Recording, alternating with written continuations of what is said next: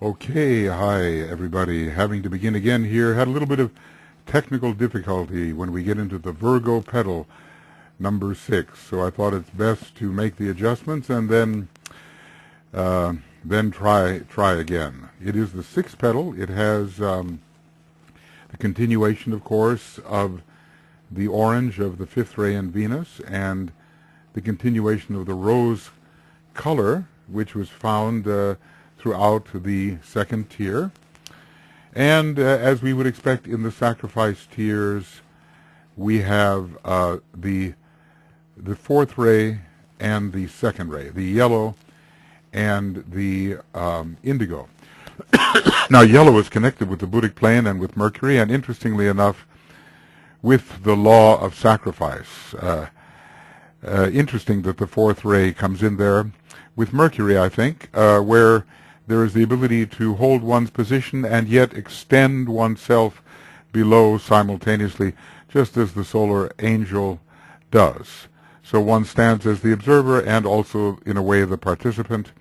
And then with the great synthetic ray of indigo, we have the love-wisdom aspect identifying with all. Naught is but me, and such is the degree of identification and compassion that sacrifice is a natural thing. So in all the sacrifice petals, interestingly enough, we have the indigo and the yellow. Well, I hope my jumping cursor will not plague me this time. I had to turn off the computer and do the best I could.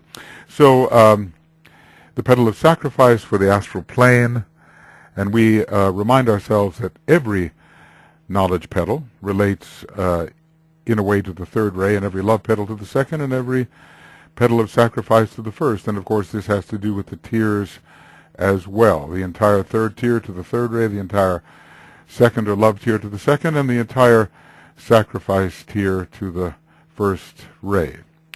So the petal under discussion can be considered the 6th petal overall, if we start numbering in a counterclockwise motion from the 1st petal. And by numerical affinity, it would be associated with the 6th ray. And the 1st ray, because it's a sacrifice petal, even though of the love tier, and with the 2nd ray, because all the love petals are associated with the 2nd ray. Can it also be associated with the monad, whose number is 6? And I think so, because when the 6th petal is unfolded, then a special resonance with the monad is set up, and then it is possible, after all, and I think not before, to enter the ashram of a Chohan. At least it seems to be the case with the 2nd ray group. Excuse me. Before the 2nd initiation is completed and the 6th petal is completely unfolded, I think it is possible to be a member of a master subsidiary to Chohanship. But when the number 6 is accomplished, then it seems possible to become, to enter that type of ashram. Also at that time, such is the control of the astral body that one can, I think it will slip in and out of the body, and it makes it possible for a higher initiate to use the vehicle of his chela. Of course, when the master, Lord Maitreya, used the vehicle of the initiate Jesus was already an initiate of the 3rd degree. And I suppose that was the case when the Master Jesus later, or should we say the initiate Jesus of the 4th degree, used the vehicle of Apollonius of Tyana, who was probably then a 3rd degree initiate. That's a whole interesting story, you know, about Apollonius being born before the Master Jesus, initiate Jesus, was crucified. So they say, well, then how can Jesus take incarnation as Apollonius of Tyana? But simply through this business of using the vehicle. Once the 2nd degree is passed, this becomes a possibility, at least to be used by one of higher degree, and to impersonally stand out of the way and to let that be done. So we will begin to first gather our general impressions. That's how we have been going. Unfoldment. This is a general term. Unfoldment is brought about. We don't mean necessarily the exact phase of unfoldment. We mean unfoldment is covering sort of all the phases, and by the attitude of the man as he consciously endeavors to give up his own desires for the sake of the group. And I think conscious endeavoring is such an important, conscious endeavoring. The idea that this is not a blind sacrifice at all, but it is a willing, conscious act. The disciple knows that this is desirable and necessary, and desires and wills to do so. And this is very different than being swept along by circumstances in the third petal, where you can't help but be sacrificed. It's not so much a willingness to make the sacrifice. Sometimes maybe on the altar of desire the body is broken and one does desire, I keep on using those, one does desire to defend one's country, one does desire to feed one's family and care for one's family against all odds. We see that. I saw, talk about sacrifice, I saw a documentary of a little boy who had to wake up at 3 o'clock in the morning to walk 4 hours to school, something like that, and then 4 hours back and only arrive rather late at night. And of course he was always falling asleep in school, and the teacher was scolding him for that. But just imagine what one will do if the desire is keen enough. I hope his case improved with the spreading of his story.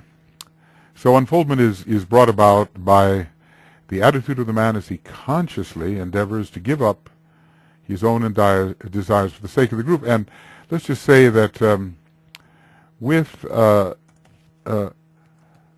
developments in the second tier, group consciousness is entering. And of course, since the soul, the higher of the pairs of opposites, is entering, naturally the group will mean more and more, not just as protection, but as something one cares for. Not just because of taboos and laws, but because one has love. Because one has love, and not only the protective aspect of the group as seen in the first tier. So we see that those passing through sixth petal processes have, yes, a definite spiritual orientation, even if they are still unconscious of the actual spiritual realities. So it's a cultivated selflessness, not entirely successful, but not entirely successful, but by the end of the sixth petal process, there will be the first major blow struck against inherent selfishness. So the early stages of group consciousness, real group consciousness, are appearing, not just sort of tribalism and the herd instinct,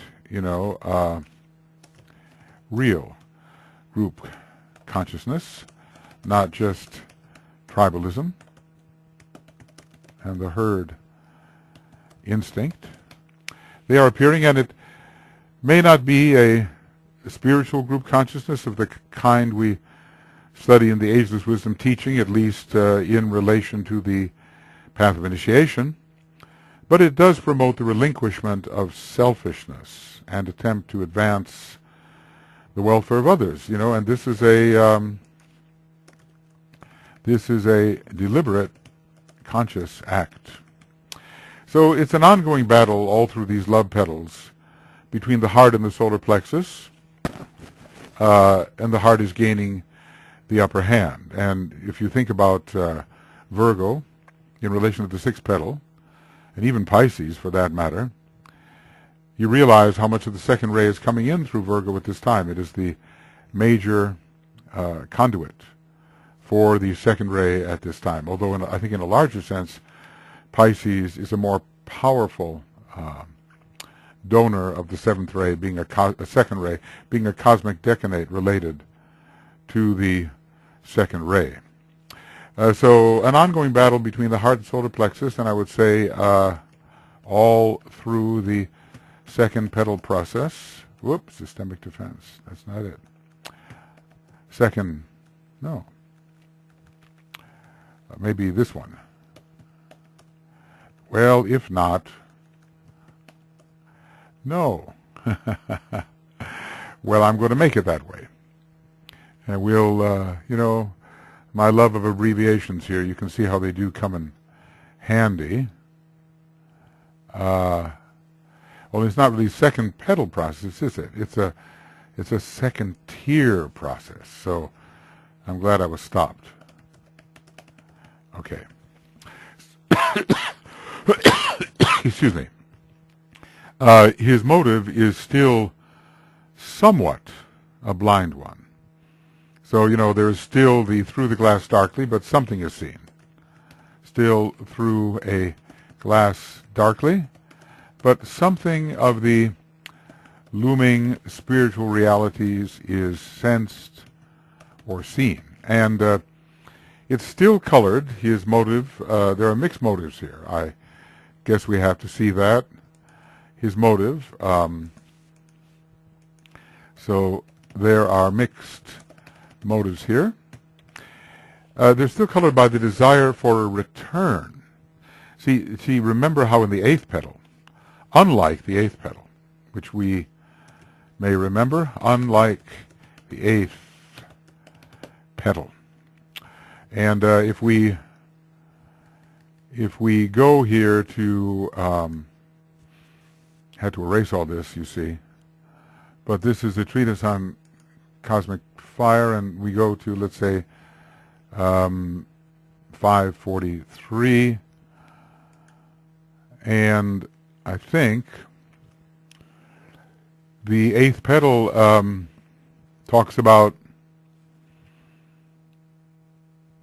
through the conscious and steady application of all the powers of the soul to the service of humanity with no thought of return nor any desire for reward for the immense sacrifice involved. Well, that's different from the sixth petal, isn't it? Even though in a way the two M's are related, the Virgo and the Scorpio. Maybe Scorpio more the path of real discipleship, and Virgo more the path of probationary discipleship, though, you cannot make a generalization, because obviously there are Virgo people on the path of real discipleship and Scorpio people on the path of probationary discipleship. So it's still colored. His motive is still colored by the desire for a return of that which he gives, and for love from those he seeks to serve. If it was simply a question of serving the plan, there would be no expectation for that kind of return.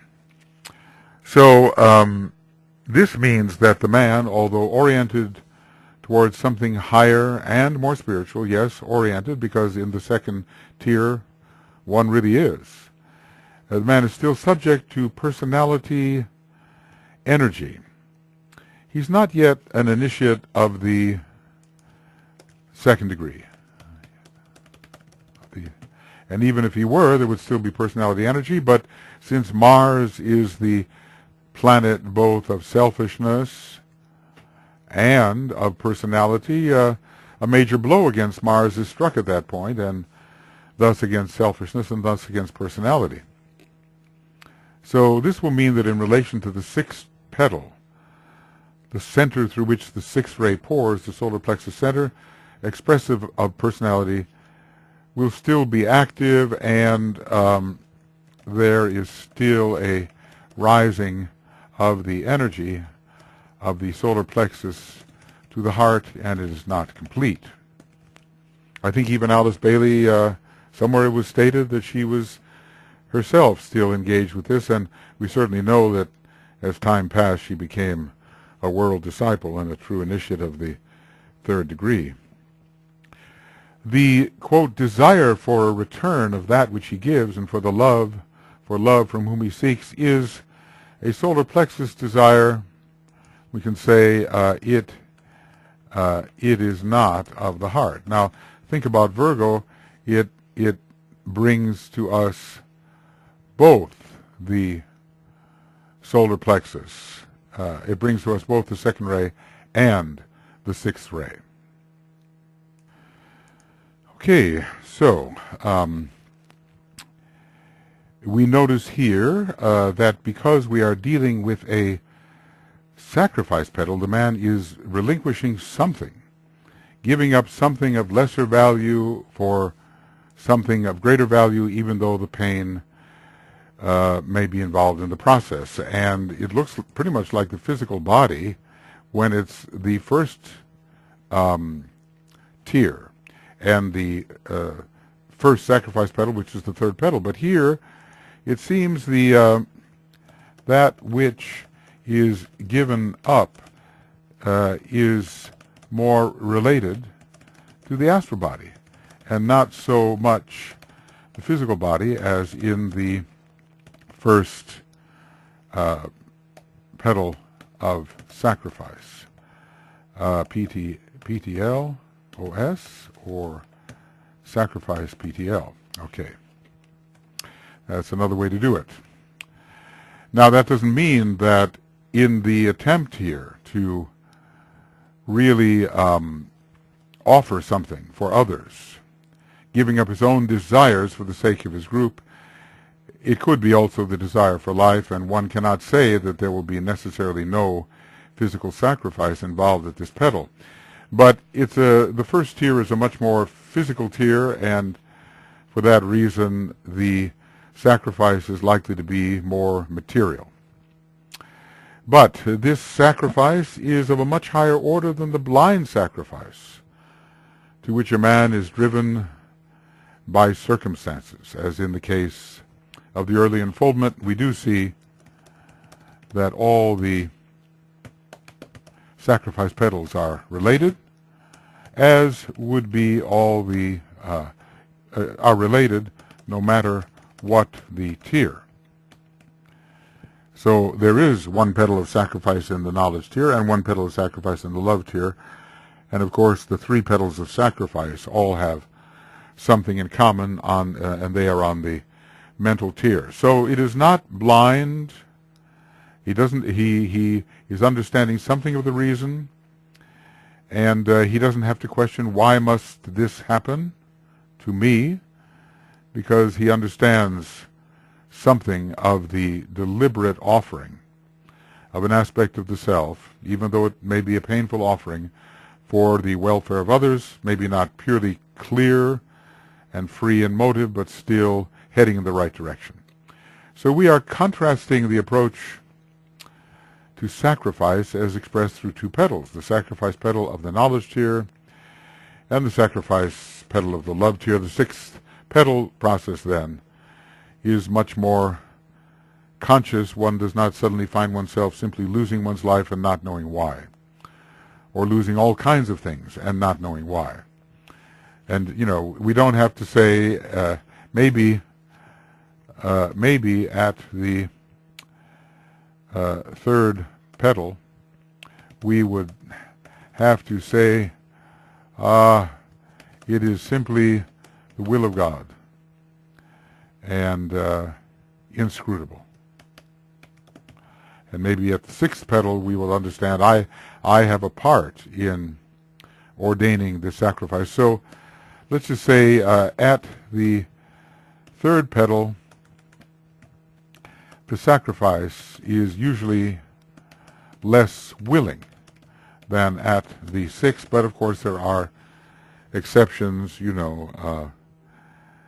There is sometimes the willingness, will and desire are very closely related, so there is that driving desire, which we sometimes call will, even at the 3rd petal.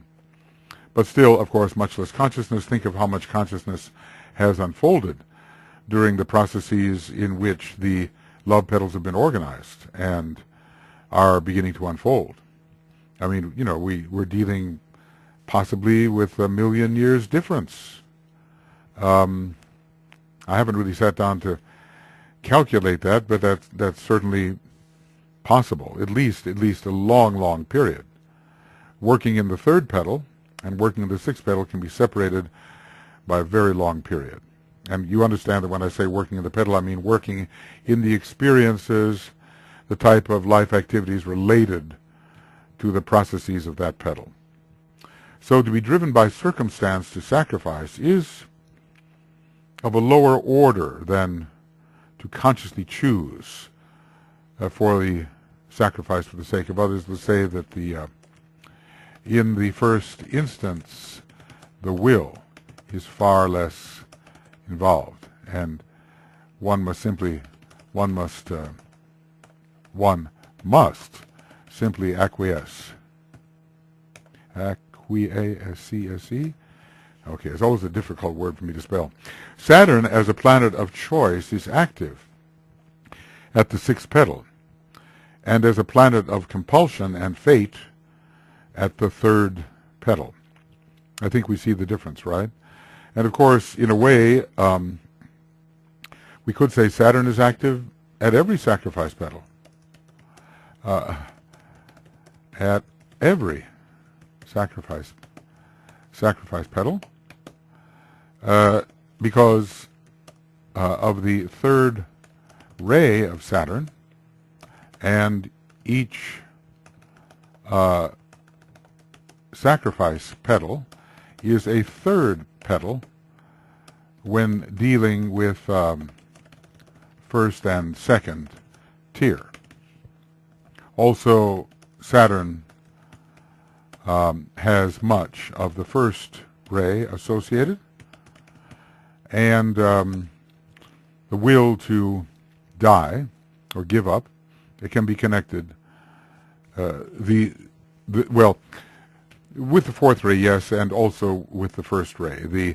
The separation of the willing separation of oneself from what had been previously desired is of the 1st ray. So, the willing separation of oneself from what had been previously desired is of the 1st ray. Okay. As this threefold enlightenment or unfoldment proceeds, again, a dual result is seen. The unfolding of the 3 love petals is called a threefold enlightenment. Okay.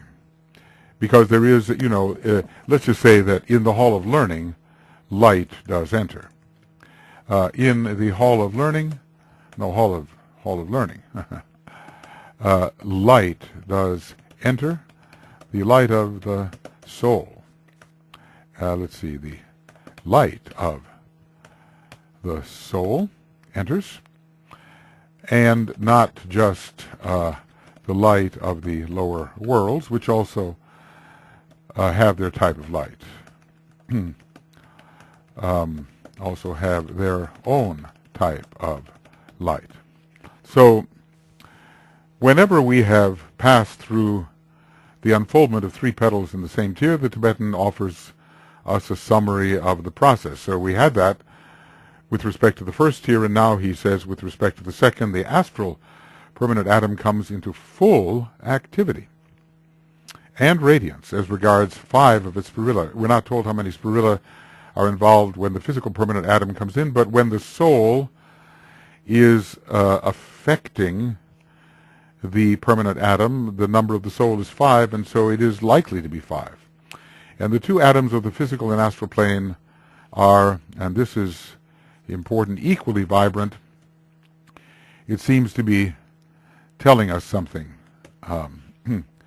about the conclusion of the second initiation, though not without strenuous work within the eighth petal and the application of the rod of initiation to the eighth petal. I was wondering, is the energy directed? Is it applied? There seems to be a reference to say that the rod of initiation is actually applied to the particular petal. All of this will have to do with the science of initiation and will be of a technical nature.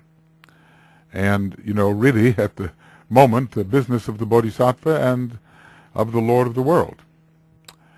So we have an important hint. We recall that the activation of the fifth and sixth spirillae related to egoic development. This is found in cosmic fire. The fourth spirillae relates more to human development and development of the personality. So we are clearly in the process of egoic unfoldment, but we have not reached that point in the process which occurs, I'm not sure this is correct, which occurs once the initiatory process has begun, correcting this statement. And, I think I would like to correct it because when the rod of initiation is applied to the eighth petal, then the full unfoldment of the sixth petal is achieved. And so there will be an individual who is involved in the initiations of probation. It's a danger to write things and to be incorrect. Master Morya has likened the errors in books to sores, which must be somehow expunged. They lie there, maybe like little time bombs waiting to go off and create glamour and illusion. But one must do what one can with what one has at the time. So this unfoldment of the fifth spirillae, activation of the fifth spirillae when the sixth petal is completely unfolded, is most definitely in the preparatory initiation process. Not what the masters call initiation, but what is called initiations of the threshold, probationary initiates. And so it indeed has begun. When there is simply work in the sixth petal, that type of initiatory work has not necessarily been done. But we're talking about working ahead in the eighth petal area and having unfoldment in the sixth petal, where the astral permanent atom will be fully energized. And here is, I suppose I'm incorporating a quote here from Cosmic Fire, which is a good thing to do. The fifth and sixth spirillae are more specifically under the egoic ray, whatever that ray may be, from Cosmic Fire 531. What a gold mine of information. And of course, the problem with so many of us is we read and we forget. And if we forget, we cannot correlate. And if we cannot correlate, the light cannot break forth. Remember that in the right kind of correlation, the light breaks forth. Illumination arises from the arcing of correlation. If it's correct. If it's not correct, then something will feel wrong about it. It will not conform to the law of correspondences, and there will be no new light brought forth. In fact, there will simply be confusion. So anyway, this means that the fifth spirillae is activated during the process which sees the unfolding of the love petals, and that the sixth spirillae is activated during the initiatory process when the planetary logos is stimulating spiritual group consciousness. At least this idea needs to be explored, because the planetary logos himself, when Sanat Kumara is the initiator, then perhaps the six spirilla is activated. But that is that's a speculation so far. It needs to be further researched. Sometimes all I can do is throw out some speculations, and people can hunt down the accuracy of it or not. I haven't time to confirm everything I might think about, and yet it might be worth mentioning. So we are learning that egoic unfoldment is definitely part of the unfoldment of the love petals. Indeed, the solar angel has looked in, so to speak, when there is organizing activity going on in the fifth petal and certainly in the sixth petal. So when attention is being given to the fifth and sixth petal, the solar angel is there. It doesn't simply have to wait until there's complete unfoldment of the fifth and sixth, because that would be initiation already. And long before there is initiation, there's the path of probationary discipleship and, probationary discipleship, aspiration and probationary discipleship, and the solar angel is assisting with that. So we are learning that the egoic unfoldment is definitely a part of the unfoldment of the love petals, but that such unfoldment is not sufficient.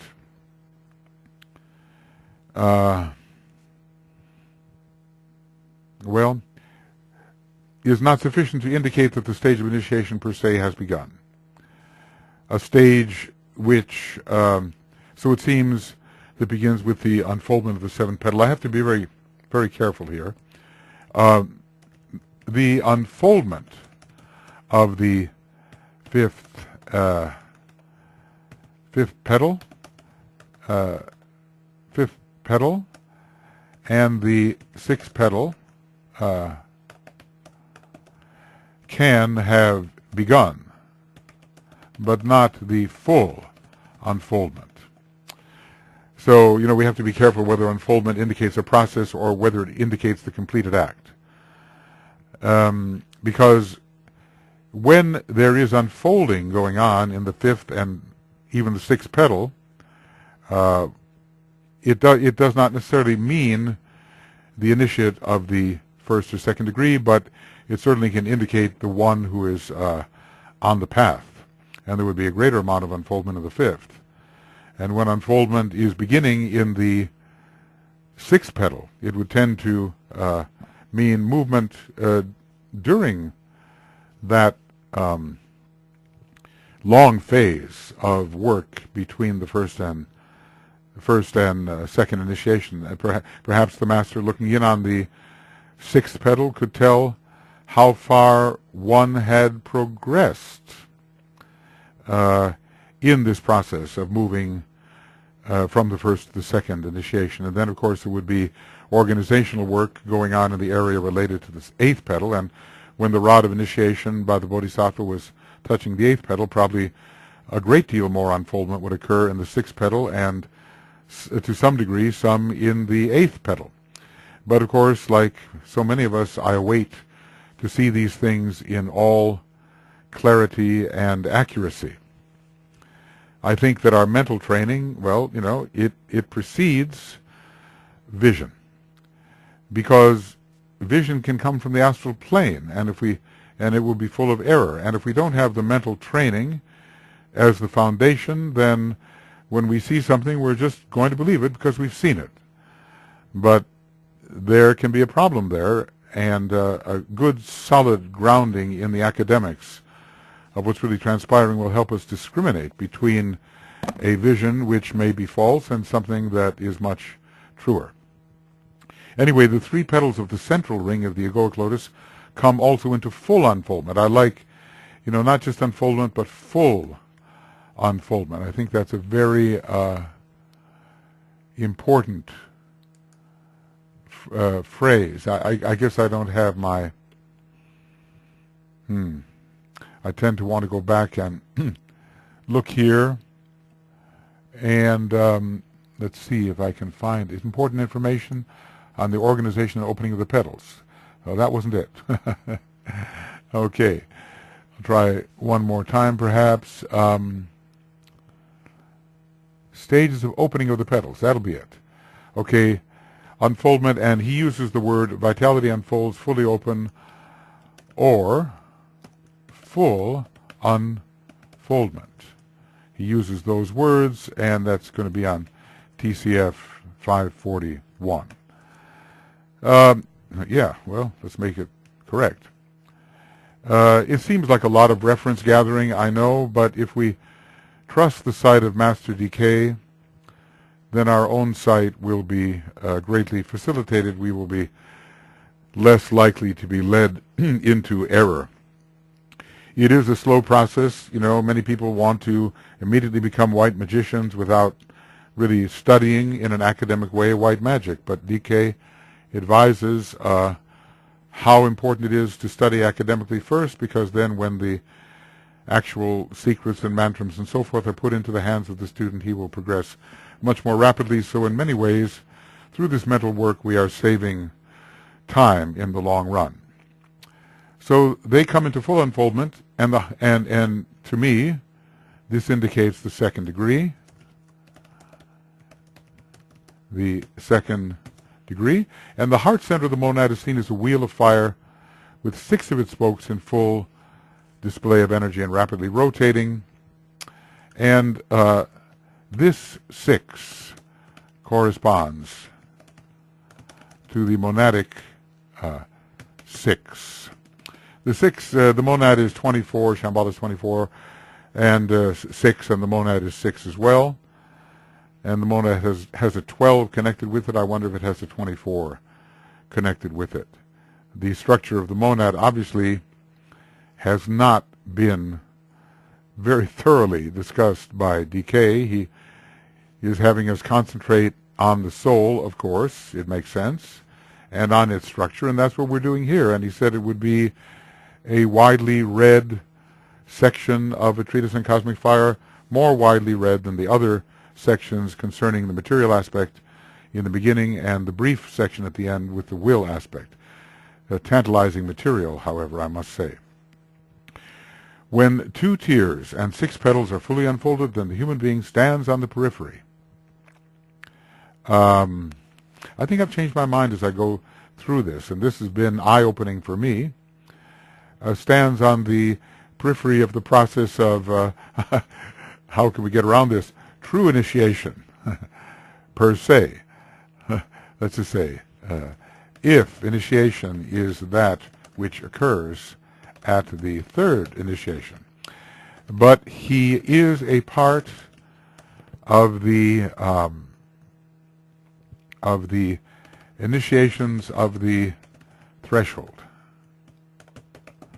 So the overlapping is, in my mind now, much more emphasized than maybe when I wrote this 7 years ago, and it shows how one can change one's points of view.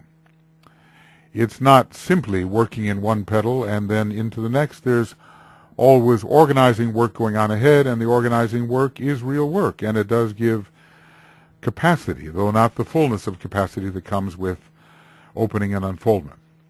So I hope you understand what I'm saying, that the process of initiation is really occurring when 6 petals are fully unfolded, and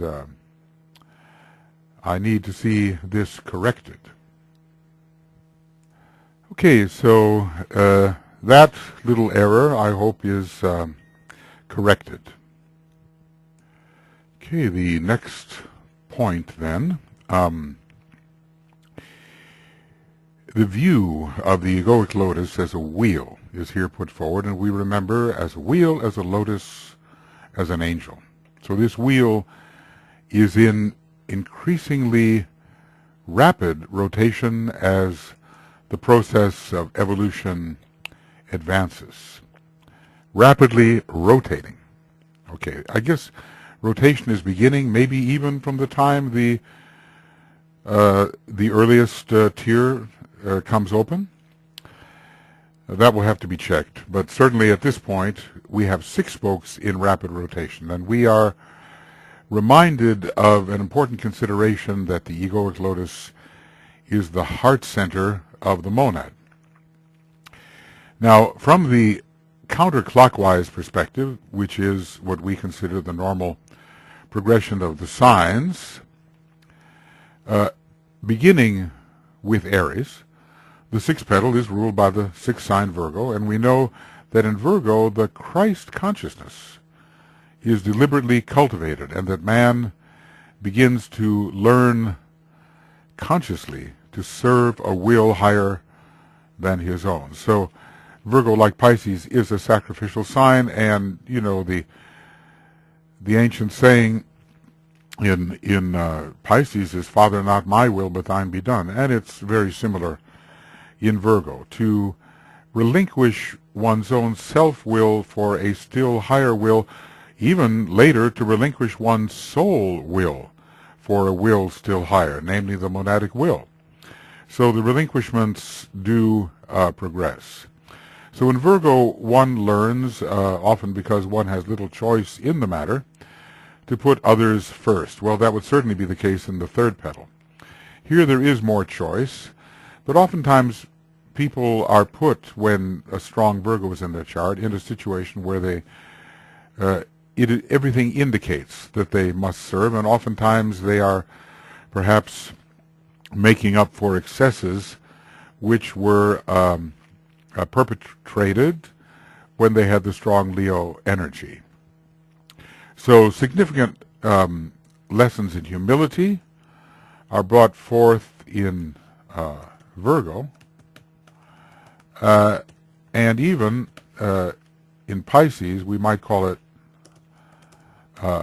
self-effacement, which is even more than humility. It's really forget the good self and the bad self, and let only Christ be seen and heard. That is the saying, something like that. It's not exact, but it's close. So from the clockwise perspective, we have Scorpio. If we begin with Aries and we go to the sixth petal, let's see if this, am I correct? No, am I making a mistake here again? Let's see.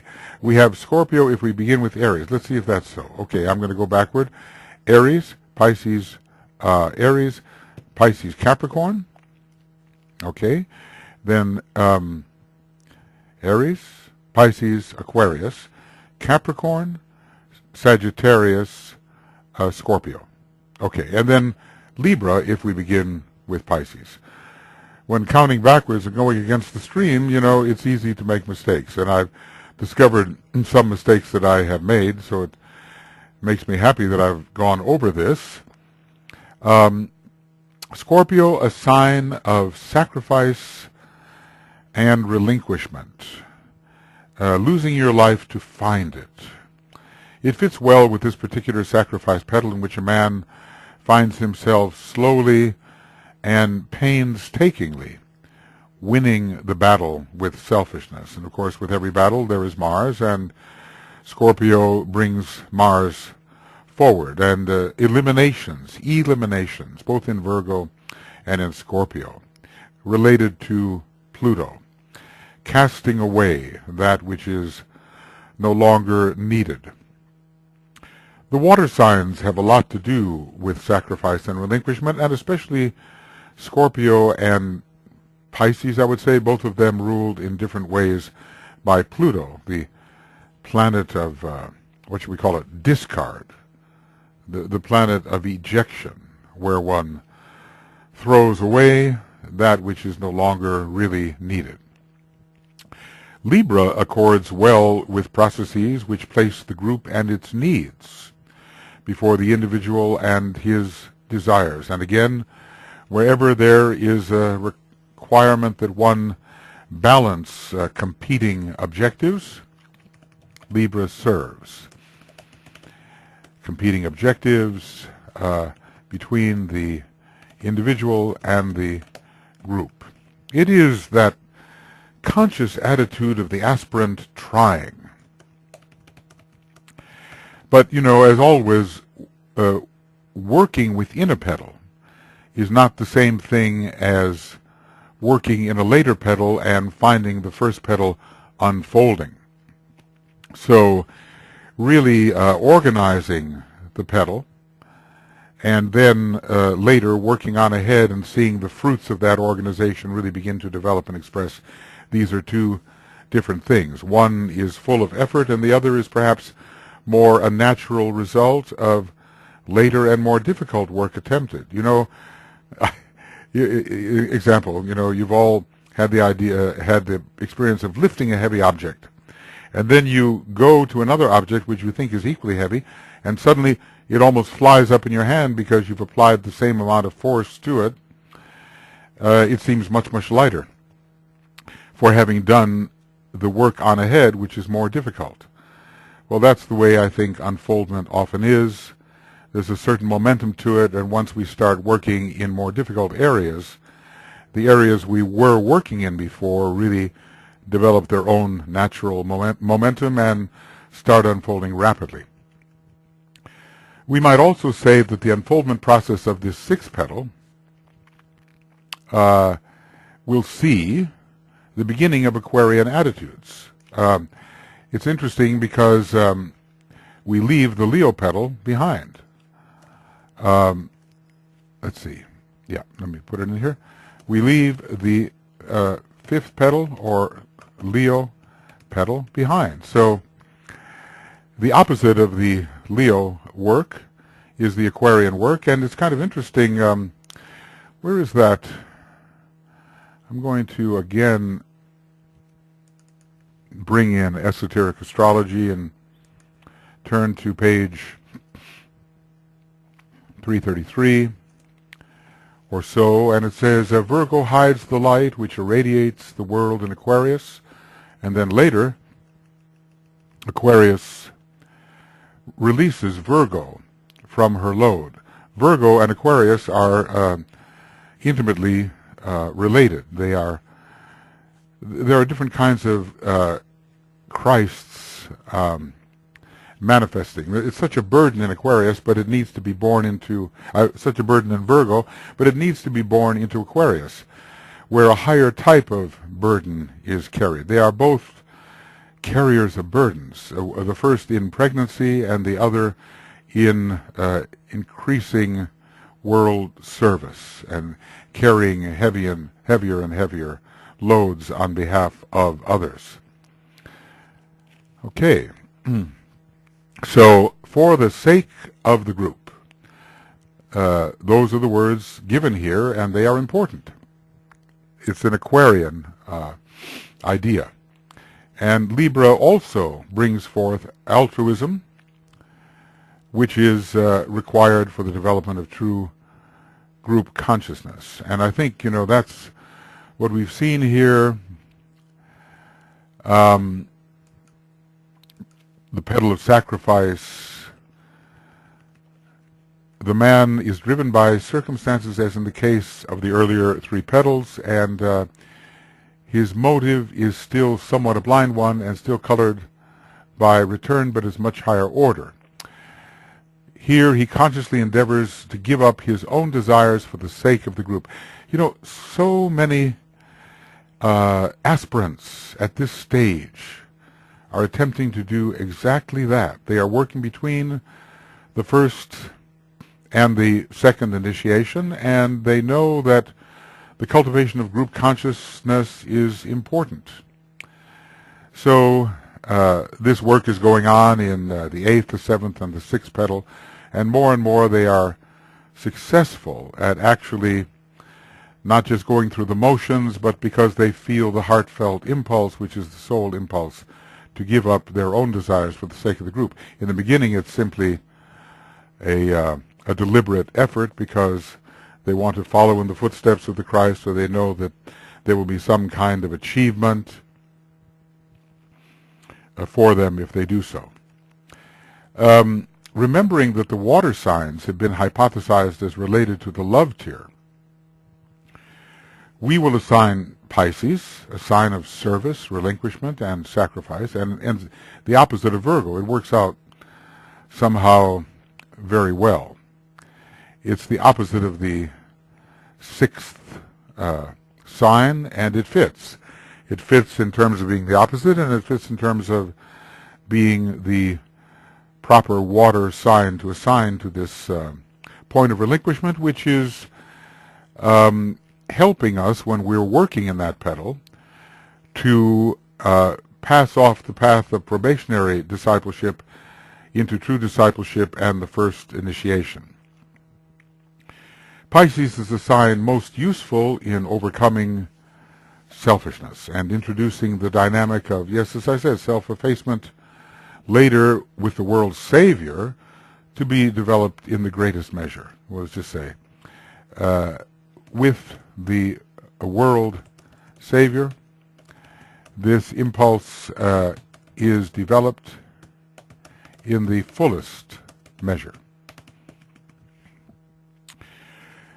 But here in this particular petal, the work there is simply to overcome some of the most obvious aspects of selfishness, and whenever there is true group consciousness developed, then selfishness always subsides.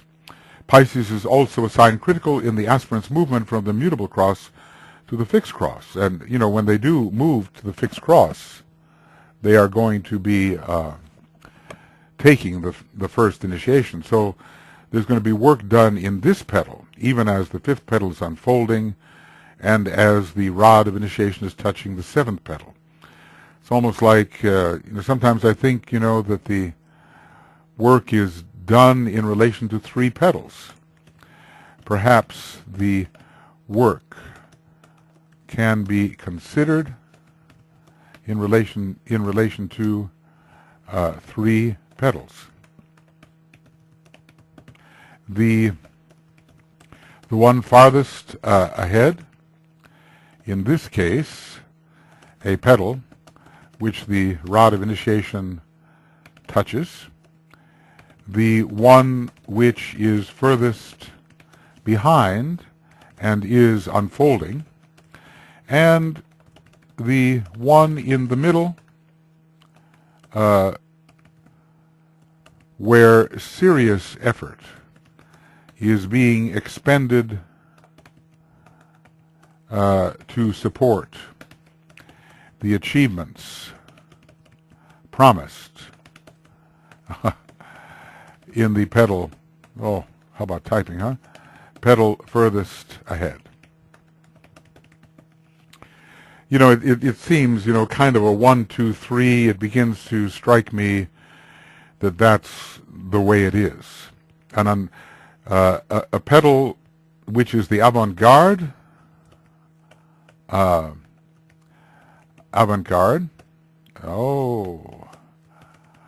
and then a petal of opening, and in the middle, a petal for serious continued work. Prior, the kind of work prior to unfoldment.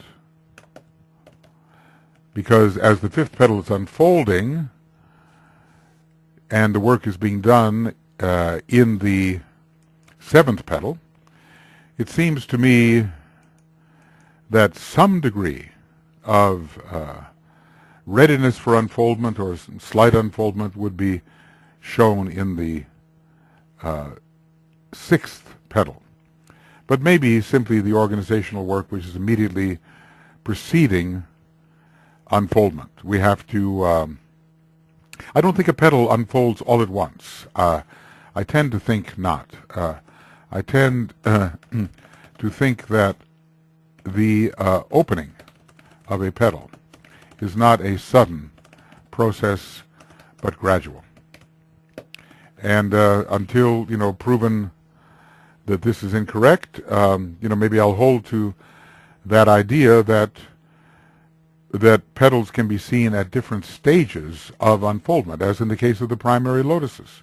Second petal is shut, but the first petal and the third petal are opening. How much? Well, we can't know that. The idea is just to avoid that idea of suddenly the tear opens. All three petals simultaneously. I think they've been opening in different measures, and then when the tear does indeed open to its fullest extent, then whatever there is to make up for in the opening of any one of the earlier petals is completed, and then the last petal of the tear is also completed. When the last petal of the tear is also completed, I suspect that the previous two petals sort of come along with it into a stage of fullest possible opening.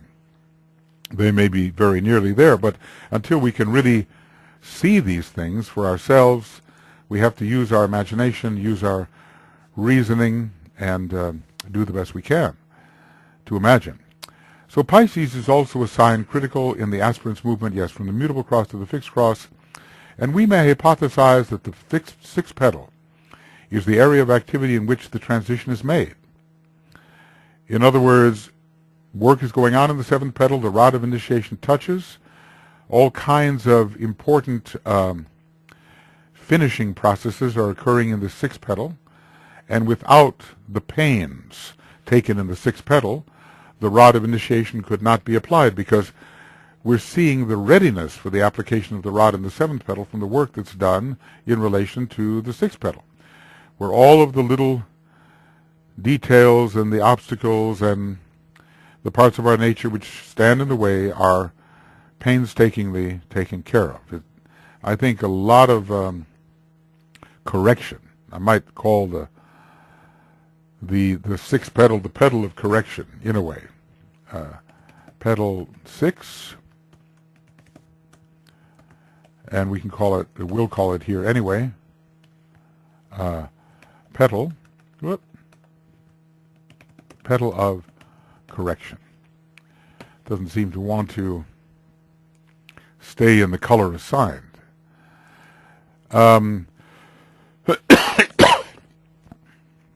So we know that, you know, it's also a petal of a probationary discipleship, assuming that probationary discipleship,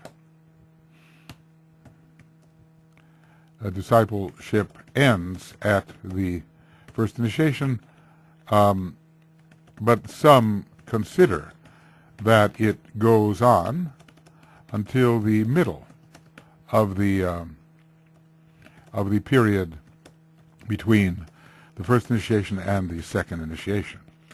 That the only kinds of discipleship there really are is probationary discipleship and accepted discipleship. Any other kind of discipleship other than accepted discipleship is probationary discipleship, in which case work would continue there, and work would continue there between the first and second initiation, absolutely, because if we go by the assumption that only when the second tier is completely unfolded, with the sixth petal completely unfolded, is the second degree taken, then obviously after the first initiation a lot of work has to continue with reference to details to be taken care of in this petal of correction. So there's still a lot of perfecting of the character and one's adaptation to the world that has to be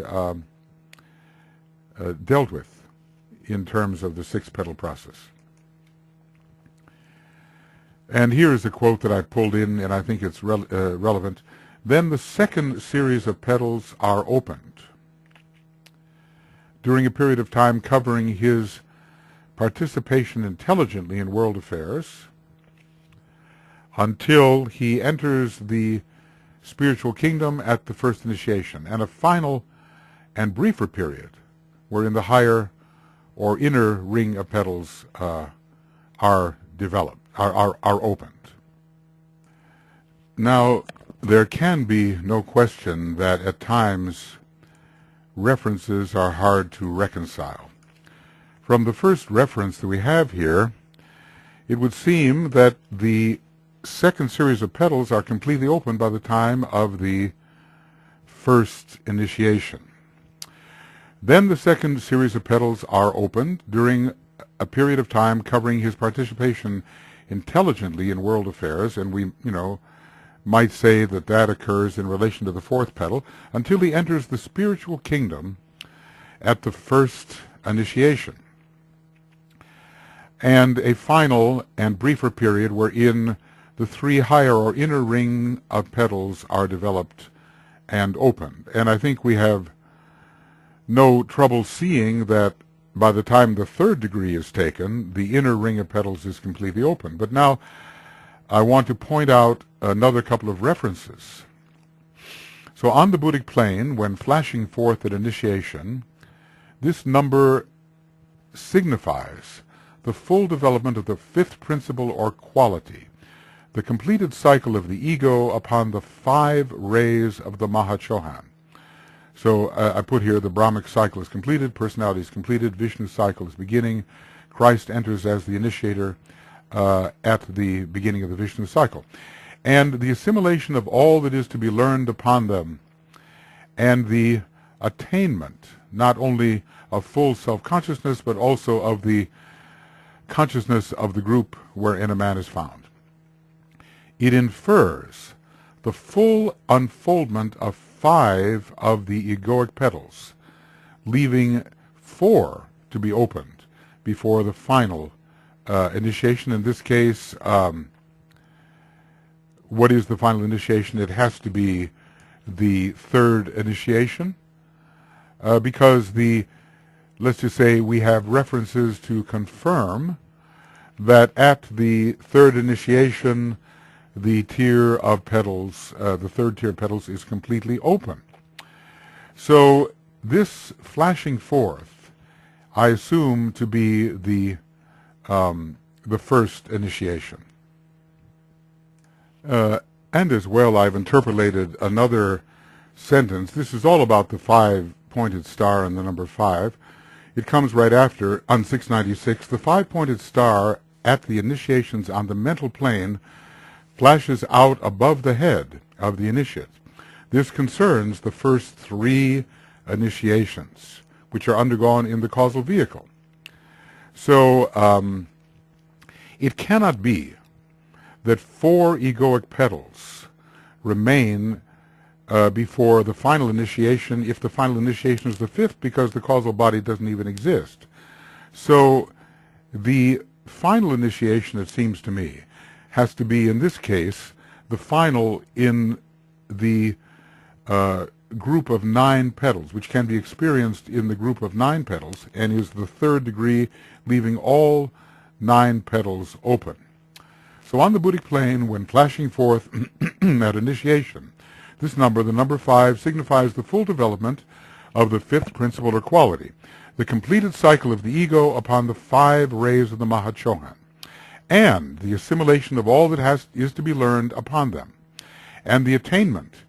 You see, because it's right at the 1st degree that we can begin to switch into the 1st ray soul or the 2nd ray soul, and it's there pretty much as a central point that the egoic lotus moves its principal focus onto the 2nd subplane. So it infers the full unfoldment of 5 of the egoic petals, leaving 4 to be open before the final initiation. And notice he says full unfoldment.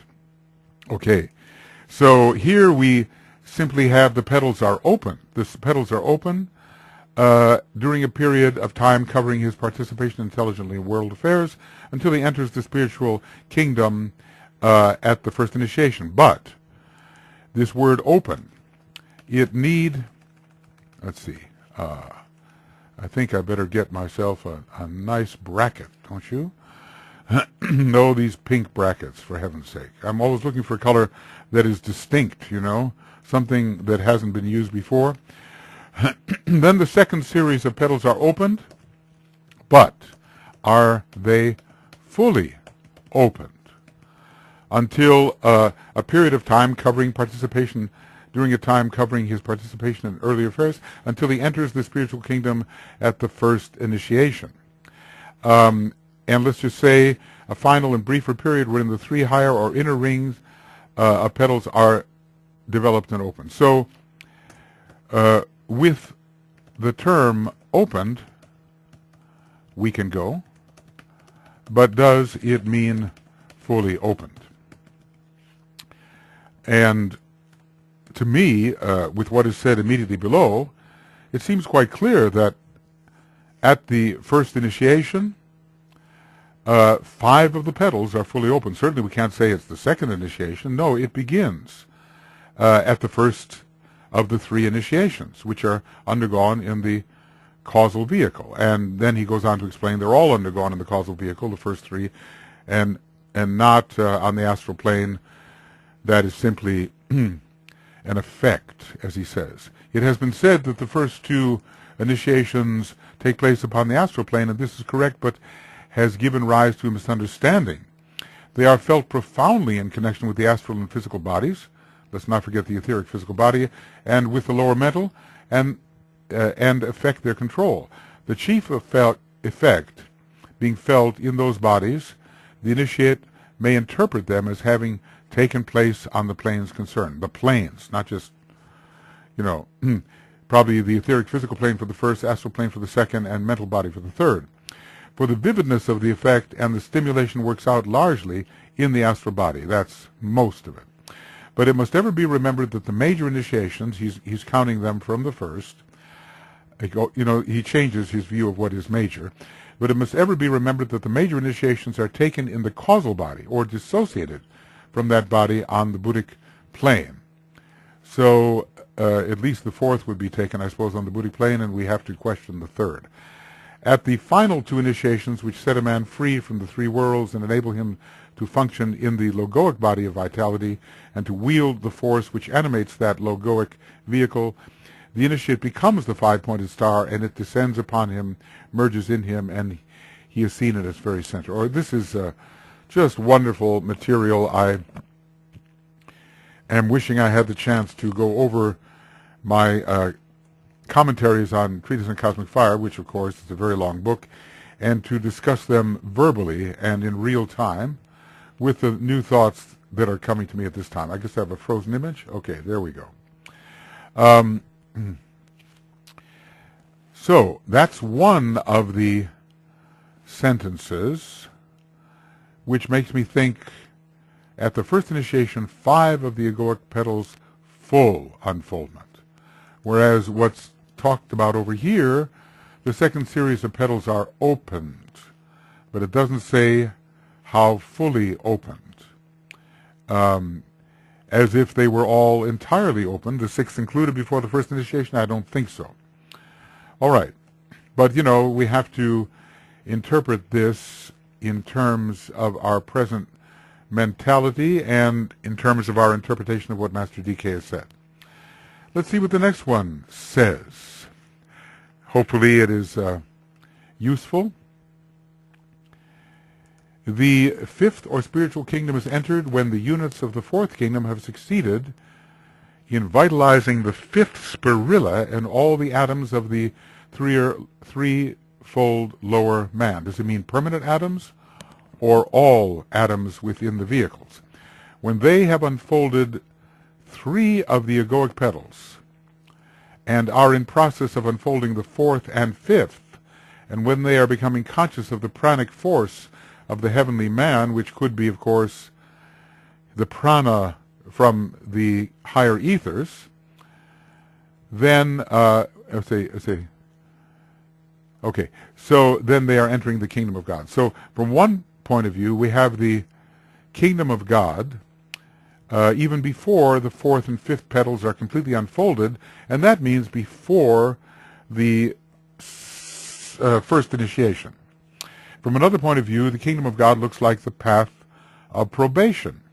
And we are told that advanced man and those upon the probationary path, I think it's in connection with advanced man particularly, can have the ego, the egoic lotus, move up to the 2nd subplane, maybe even before the first initiation. But it's all a fairly short period in there as we contemplate the overall development of the human being.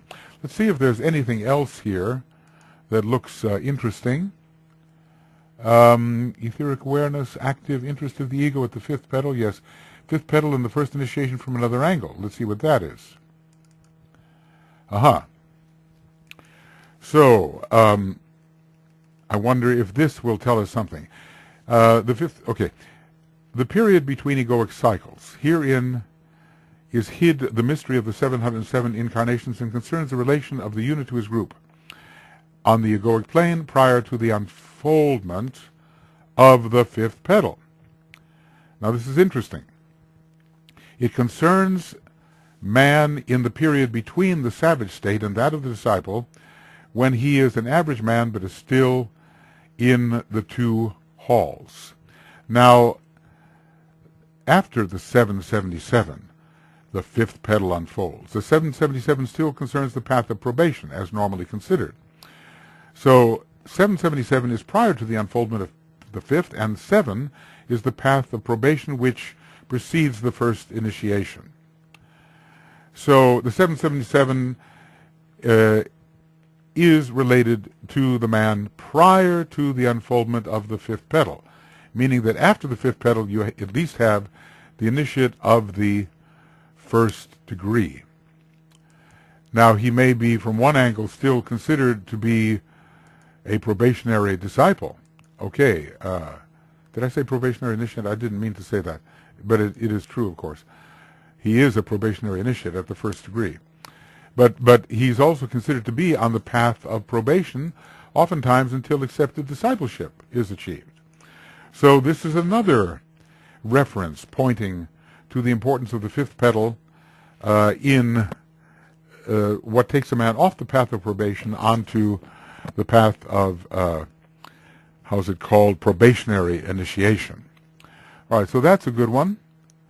And let's see. Okay, this we looked at already, I think. Yes, let's see if there's any others. Let's see here. I've been sending these out to people, you know. I'd like to send them to you too, if you're interested. And if you get this far in the book and you hear me say it, then you've earned the sending of all these references. So let's see if there's anything else. The solar angels do look down as the fifth petal is beginning to open. Okay. Pranic forces of the heavenly man coming into consciousness at the fourth and fifth petal. I guess the Buddhic plane is there. That's where the real pranic forces are. The ethers of the heavenly man. Heavenly men, yes. The ego is interested in man when the fifth petal is beginning to open. The fifth kingdom entered when with the unfolding fourth and fifth petal, but I think I've already looked at that.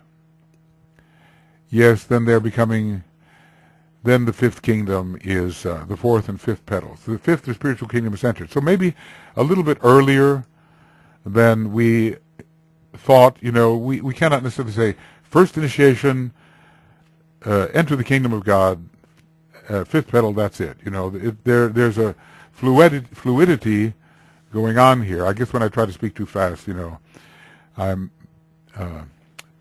tie my tongue in knots. But I think you've seen what I mean.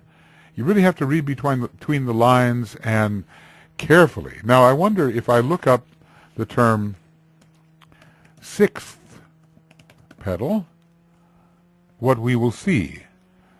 Second initiation, sixth petal, and 2 tiers. Through the action of the rod is wielded at the first 2 initiations, the 2 outer circles unfold. The energy of the 2 is set free, and the 2 sets of force embodied in the 6 petals are coordinated and become interactive. This stage of petal adjustment succeeds upon what that earlier called unfoldment, and has to do with the simultaneous action of 2 tiers of petals. So the second degree involves a special relationship of the 2 tiers of petals, and certainly the complete unfoldment of the second tier, which is necessary before it is possible to have that interactivity. Let's see what this says. Okay, sometimes I have repeated these quotations because in doing so I can find them more easily. This is, okay, the taking of the body. This is only possible in the case of a chela who has brought all 3 lower bodies into alignment and necessitates the unfolding of the 6th petal. So by an act of conscious will, he renders up his body and stands aside for a specific length of time. So there is the 6th petal, and allowing the higher initiate to come in, and I assume that relates to the second degree and also to some sort of coordination with the monad. Looking further, sixth petal unfolded, you can stand aside for the Christ. Petal 6 and overshadowing. Yes, that's the same reference. I was making sure that I don't lose any of them. Sixth petal and overshadowing. Kingdom of souls entered early, and the unfolding of the fifth and sixth petals. Let's see what that says. The fifth and spiritual kingdom is entered when the units of the fourth kingdom have succeeded in vitalizing the fifth spirillae in all the atoms in all of the threefold man. I've read this. I think when they have unfolded 3 of the egoic petals and are in the process of unfolding fourth and fifth, and they are becoming and when they are becoming conscious of pranic force of the heavenly man. I guess this does not have so much to do with the sixth petal per se. Is there anything else here? Etheric web separating the lower and higher man begins to occur, and the first rents in the web occur. So the fifth and sixth petal are opening, and thus before the first initiation. Somewhere this must tell us about the fifth and sixth petals. If we go to Cosmic Fire 864, will you go look that up and see if you find it? Anyway, for the moment, given these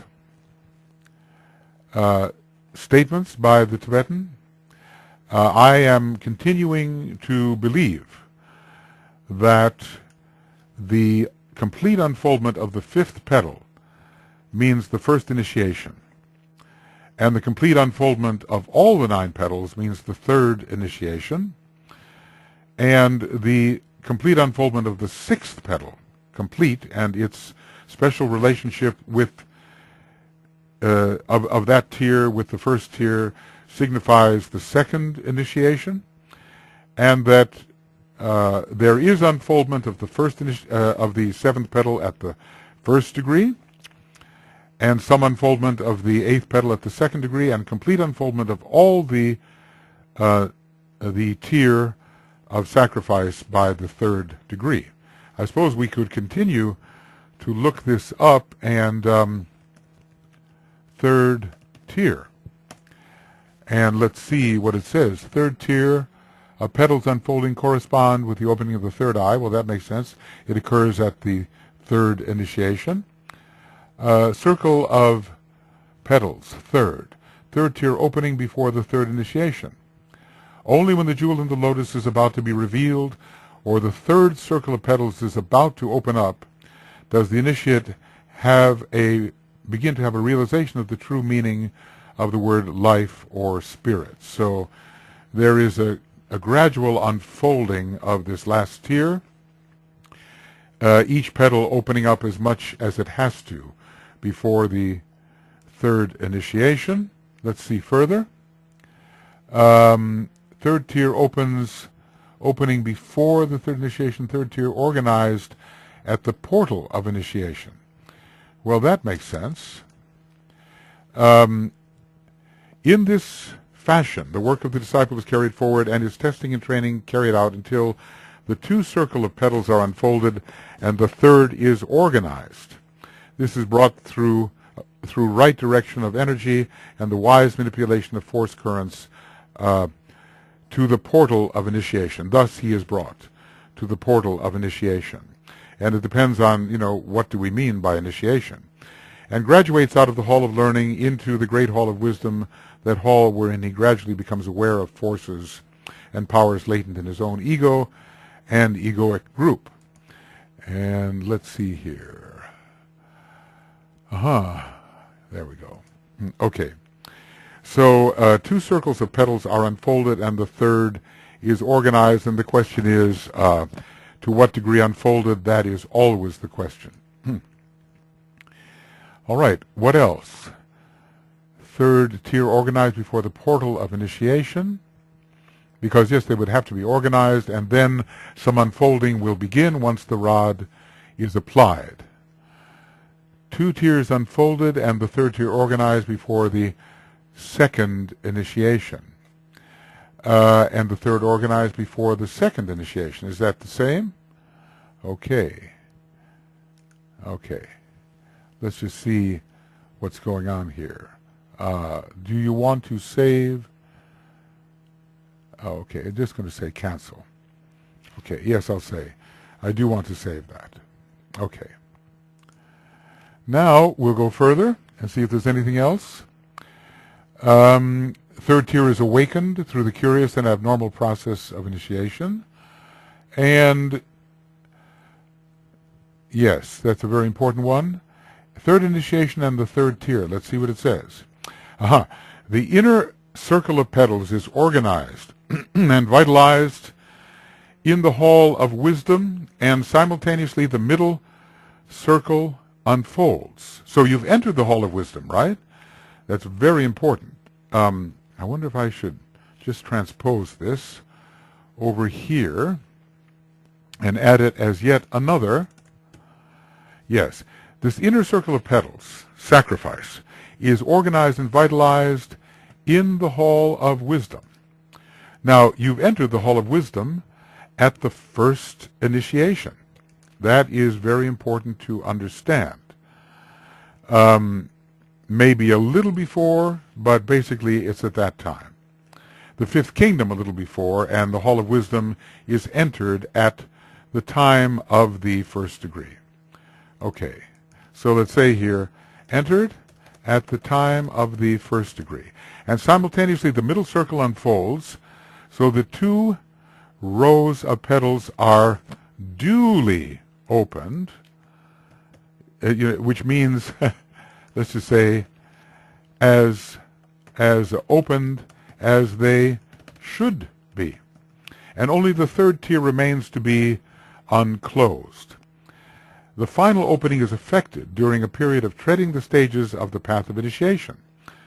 And in this round, it is hastened by the rites of initiation and the strenuous and abnormal efforts of the man himself, aided by the electrical work of the initiator wielding the rod of power. So I assume that when the rod of power is applied to the seventh petal, some unfoldment occurs, but not really what we call the final opening, not by any means. You have to be so careful in reading decay. With the eighth petal, the rod of initiation, I assume, is applied at the second initiation, but the final opening is not yet achieved. And with the ninth petal, all three petals are completely opened. Let's see if there's anything remaining. Initiation and third tier. Developed and opened. The second tier of the petals are opened. We've looked at this one already. And let's see if I can find anything here. I know it's a bit of a digression, but it's good to assemble these references. Third tier fully opened. Is there anything? No. Third tier. Okay, let's see what we can see. Third tier or circle opened. Circle opened. Is there anything there? Okay, and let's see. Third opened. What will we have there? No matches? No, that's strange. Well, I will find this. I know that in the course of the work we have done together, I have spoken about it. But the completely opened. Completely opened? Anything? I hope I'm in the right place. AAB extracts. Okay, and 9 petals open. Is there anything? Maybe something. We're going to wait a little while this happens. I suppose, in this petal surrounds the jewel in the lotus, how revealed, opening of petals 8 and 9. Let's see what that says. Okay, the opening of the remaining two reveal the glowing threefold flower, which lies at the center of the egoic manifestation. Okay, well that's good, but that's not entirely the reference that I was looking for. Is there anything further? Okay. 9 petals. Aha! There we go. That's the one I want. All right. And I will copy that and bring it into the place where we can use it. I always have to reconvince myself when I'm trying to make a point to convince others. So, by the time the third initiation is taken, the inner circle of petals is opened, and the full-blown lotus in all its beauty can be seen. Now, I suppose we have to ask, because it's rigorous of me, but I do want to ask, do we mean fully opened? Do we mean fully opened? Because if we can't use the word opened meaning partial at some times, and at other times meaning fully. So, do we mean fully opened? Okay, now I'm going to go here and hopefully more colors. All right, let's just use this one. Why not? Okay. So at the fourth initiation, the inner bud bursts open through the effect of the electrical force of the rod. So the rod must be applied to the causal body, which brings in the power of the synthetic ray of the solar system itself, and the inner jewel is thus revealed. So this fourth initiation, the rod may be, in a sense, wielded on the Buddhic plane, but then the jewel in the lotus is found in that interim space between the higher mental plane and the Buddhic plane, whatever that really means. All right, let's look here.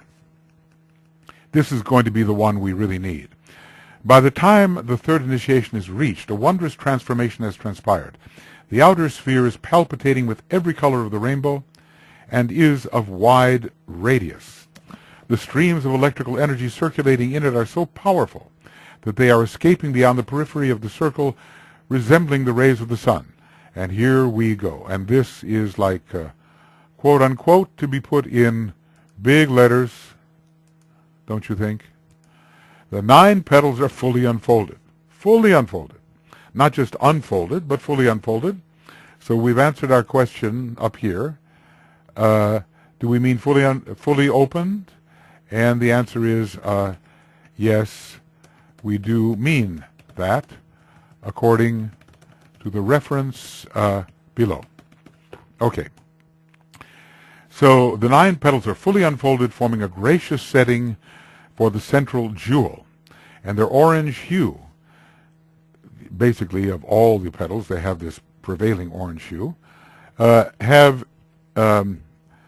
now of a gorgeous translucence shot with many colors, that of the egoic ray predominating. So even the red would be there, presumably even the red of the first ray. The triangle at the base is now quickened and scintillating, and the 3 points are small blazing fires, showing to the eye of the clairvoyant as 7-fold whorls of light, circulating their light from point to point. Maybe the mental unit would not be a 7-fold whirl. Maybe it would be a 4-fold whirl. The MU, can it be 7-fold? Because it only has 4 spirillae. All right, I think we have, in a sense, answered this question. You know, it's been a bit of research, and I guess that's how I'd go through it myself, and I hope it hasn't been too boring for you. Starting from the point where one could wonder whether all the second series of petals are fully opened at the first initiation, we go to references which seem to confirm that they are not, but in fact are opened, even opened at the first initiation to some degree, with the fifth petal fully opened. It's the 5 of the egoic petals, infers the unfoldment of 5 of the egoic petals at this first degree. And, okay, well, there have been a number of things. The opening of the final grouping under what is called the strenuous and abnormal efforts of the man and the electrical work of the initiator. And that's the final opening. So at least we have proven this much, that the final opening of the sacrifice petals does relate to what the initiator does with the rod. Okay. All right.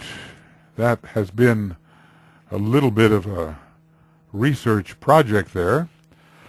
I've been saying these things all along, but you know, it's always good to gather the references. How else can we confirm this except by direct, clairvoyant, accurate clairvoyant sight? And who is to trust himself with the accuracy? I think a master has to see this pretty well. I think a master can be trusted. All right, we have a little bit more to go. Maybe more than a little. We have 16 points to go. So anyway, we should be reminded that both Virgo and Pisces are associated with the process of service. And it is in relation to this 6th petal that the human being is learning conscious service, 6-petal processes, and not the enforced servitude which prepares the way for later service. The enforced servitude of the 3rd petal, which prepares the way for later service. Further, Pisces is the sign associated particularly with the law of service, the 3rd law of the soul, and esoteric psychology too. So learning to serve precedes the first initiation.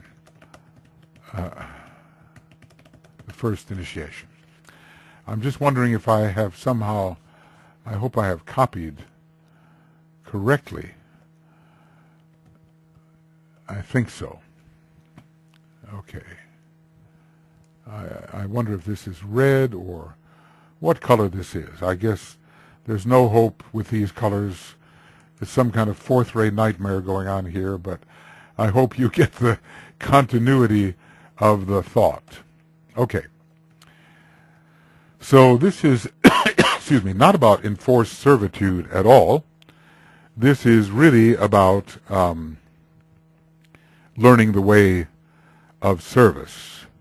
And so much of this is done during the period between the 1st and 2nd initiation. So work is going on in the 8th petal, continuing in the 7th, and a lot of refining work, I would say, well, if we're talking about before the 1st initiation, then there is strenuous work going on in the 6th petal, and advanced work going on in the 7th petal, and the 5th will be the one by reflex unfolding.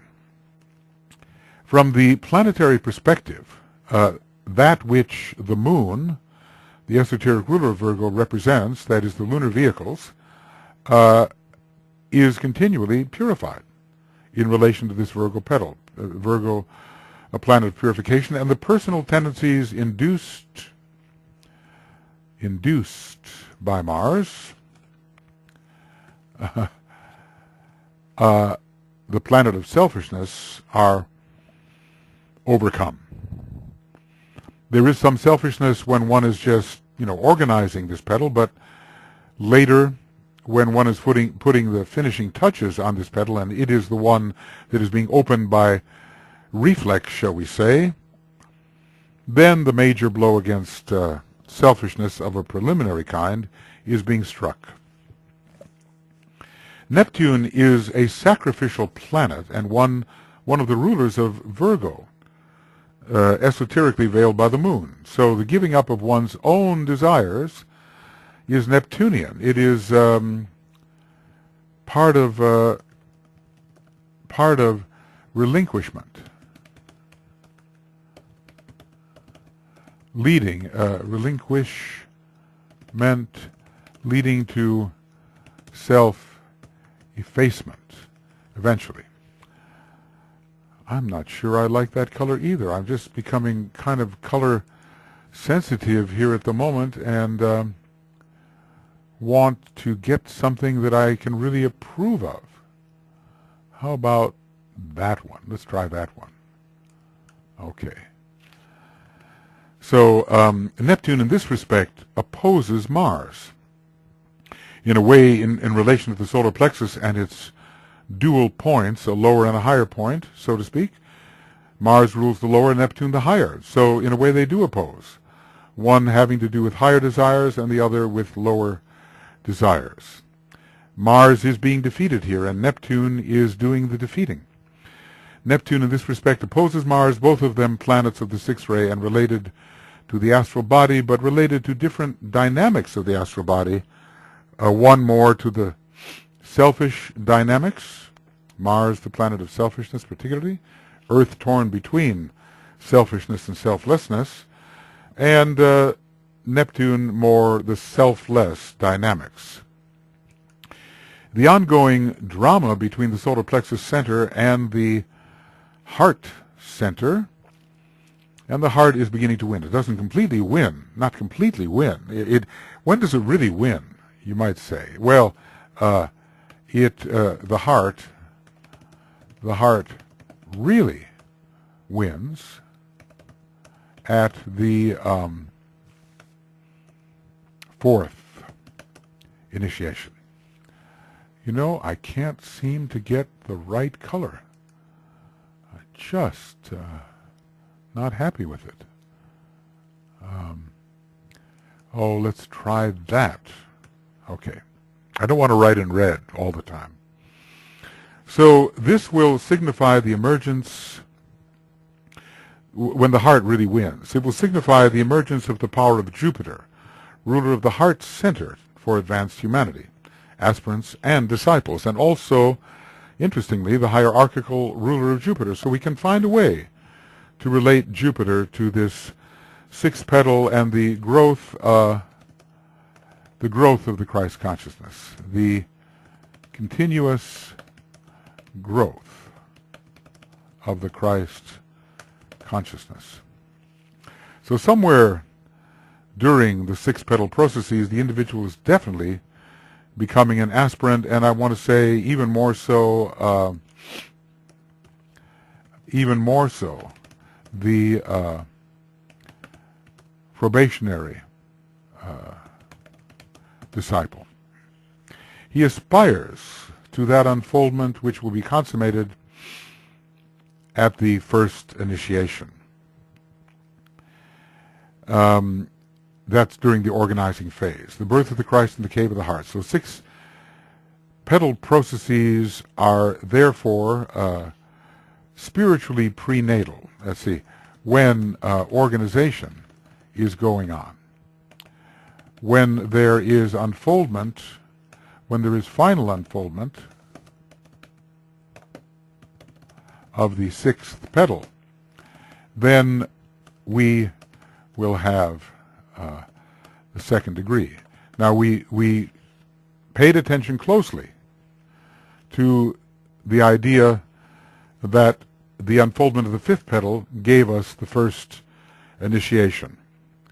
It only makes sense that the unfoldment of the sixth will give us the second initiation. But, you know, what is confusing about this is that there's always organizational work going on ahead.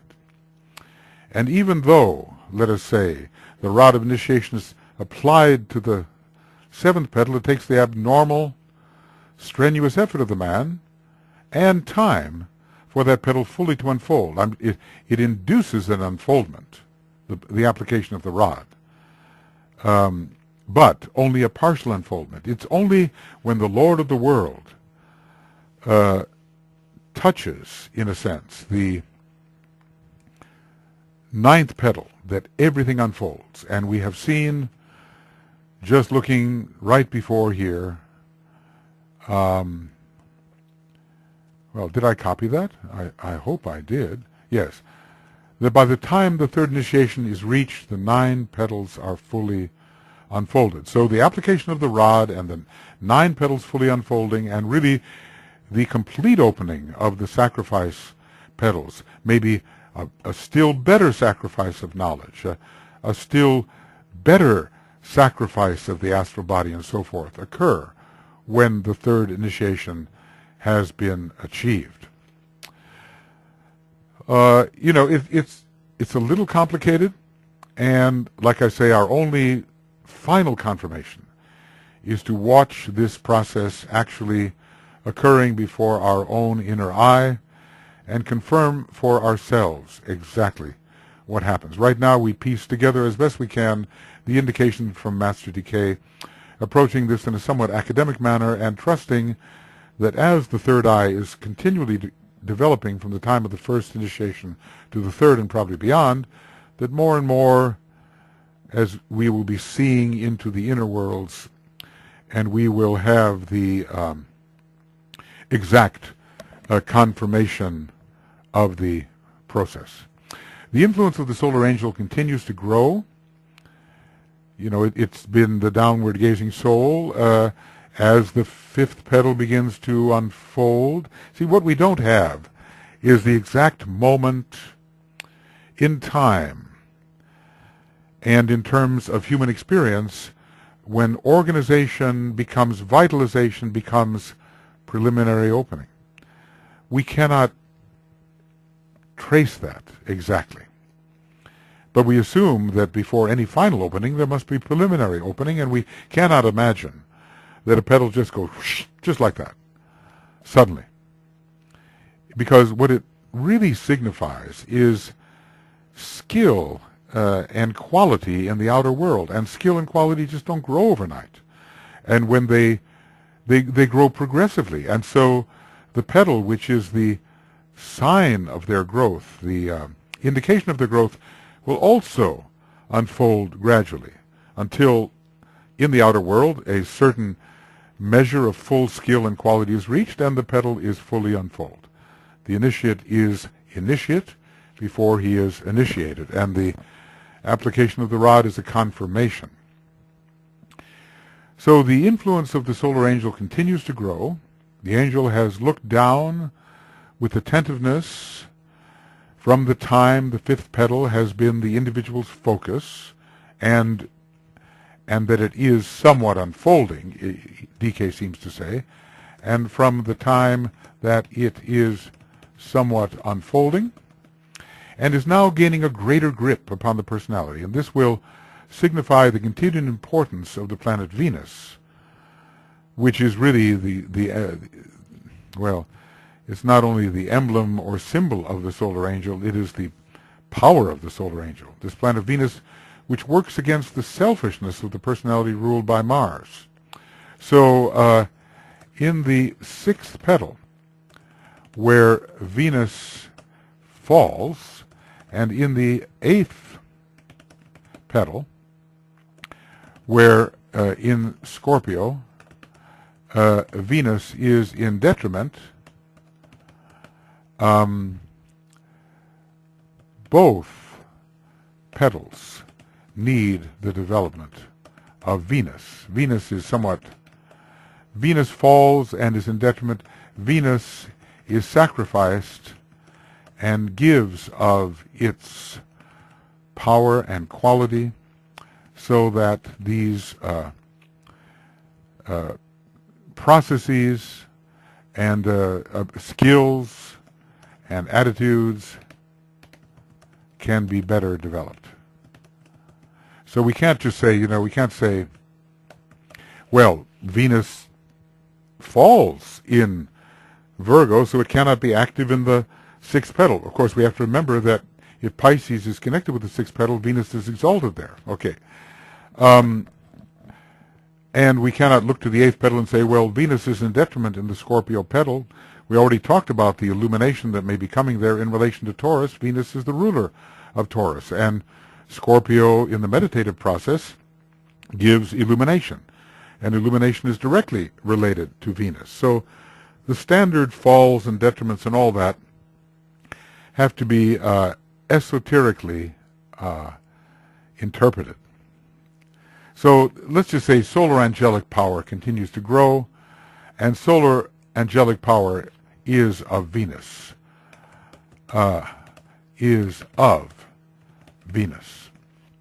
So the soul's grip upon the personality is represented by Vulcan, also a ruler of Virgo and veiled by the moon.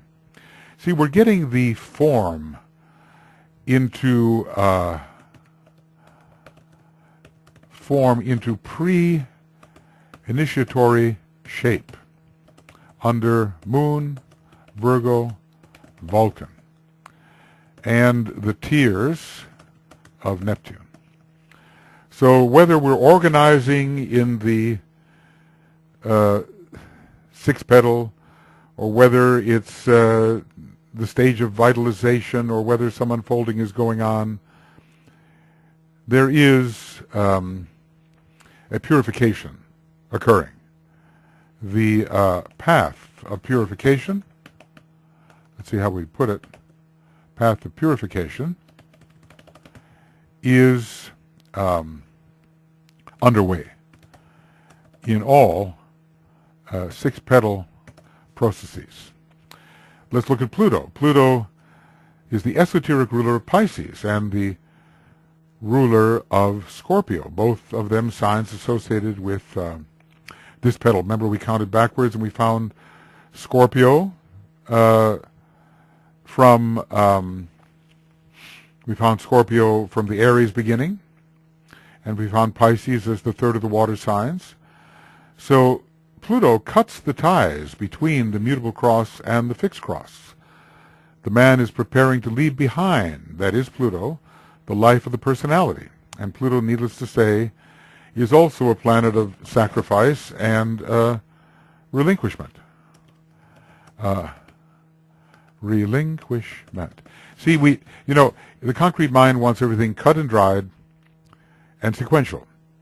The sixth petal is this. It moves into the seventh petal, which is this. Moves into the eighth petal, which is this. But the idea that across, let us say, well, I've kind of chosen the number 3, but across 3 petals, work is going on simultaneously. We have to, and maybe the majority of work is going on in the middlemost petal, somewhere before the application of the rod at the 7th petal, and somewhere before the opening of the 5th petal, which gives the first initiation. A lot of work is going on in the 6th petal. And I believe, Virgo is a laborious sign. And inasmuch as there's so much of a space in terms of lives between the first and second initiation, I believe a lot of work continues in that 6th petal. And in the 7th, gathering knowledge which can be used. And in the 8th petal, through strenuous and abnormal labor, preparing for the second initiation, preparing to sacrifice ever more. Purification continues in the 6th petal, the growth of knowledge in the 7th and its sharing, and learning how to really sacrifice in the 8th petal, all going on simultaneously. Life is not simply one sequential, concrete-minded process. There's a lot of fluidity, and one moves from circumstance to circumstance and sometimes does several things at the same time. It's conceivable that one can purify, gather knowledge, and sacrifice all at the same time, or in close proximity. So we cannot lose the sense of the fluidity of life, and in a sense, its non-sequentiality, its simultaneity. That seems really important. I hope whoever listens to these can develop a fairly fluid mind and trying to get the picture of things without hoping that we can nail down concretely one step after the other, because the overlap principle is with us. The principle, how about typing, huh? The principle of overlap is real and with us. Okay. The influence of Saturn should also be discussed. Saturn, in its higher expression as duty and responsibility, is the opponent of the selfishness of Mars. And we have to remember that, Saturn in Pisces connected with this petal, it's like really high spiritual responsibility. When I looked at Saturn in Pisces in the Virgo house, was it correct? Saturn in Pisces, it wasn't, in the Virgo house of the Dalai Lama, I said, well, wow, there's an example of incredible spiritual responsibility. So where the man consciously disciplines himself to give up that which stands in the way of the welfare of the group, Saturn is involved. We have to have this sense of how the higher and lower aspects of any planet manifest. Saturn is also one of the rulers of Aquarius, the energy of which begins to have some importance because the group begins to be considered of more importance than the individual. And man is seeking to sacrifice for the sake of the group, and that is a big discipline. So the relationship of Saturn to group support is very strong. Saturn is doubly potent in Libra, the sign of altruism. So the needs of the aspirant's brother, well, perhaps are not yet of greater moment than his own unless he's passed the first degree, and even then, maybe not. But those two forms of need are being balanced, and the trend is in the direction of altruism, and always Libra is involved through divine love and understanding with altruism. It's always the other with whom one seeks a deeper relationship. So in this case, Saturn is the disciplinarian that is compelling in the sixth petal altruistic response. I think one day the inconsistencies of what I say will all be ironed out. It's sometimes when I read the Tibetan, I wonder if he knows that he has presented indications which to lesser minds like ours will appear inconsistent. Maybe he does know all those things. Sometimes I think it's just a question of how fully he will elaborate something. He leaves something partially elaborated, and you think it's a contradiction. Then he goes on and fully elaborates the matter, and you see it's no contradiction at all. So the sixth petal is definitely a petal of preparation for initiation and the disciplic treading of the path. That means, of course, he's active in the sixth petal before the fifth fully unfolds. So, whenever you're purifying yourself and sacrificing your own idiosyncrasies and things about your nature which just stand in the way, there's a lot of the Virgo sixth petal operating. And the growing intelligence of Virgo, indicated by Mercury, regarding those adaptations which are demanded in the personality nature. We have to change ourselves. Our personality nature has to change. It's part of the probationary path. It's part of the light that is shed upon the personality in the aclary process. So, regarding those adaptations which are demanded in the personality nature, if it is to fit itself, to respond as required to the higher self.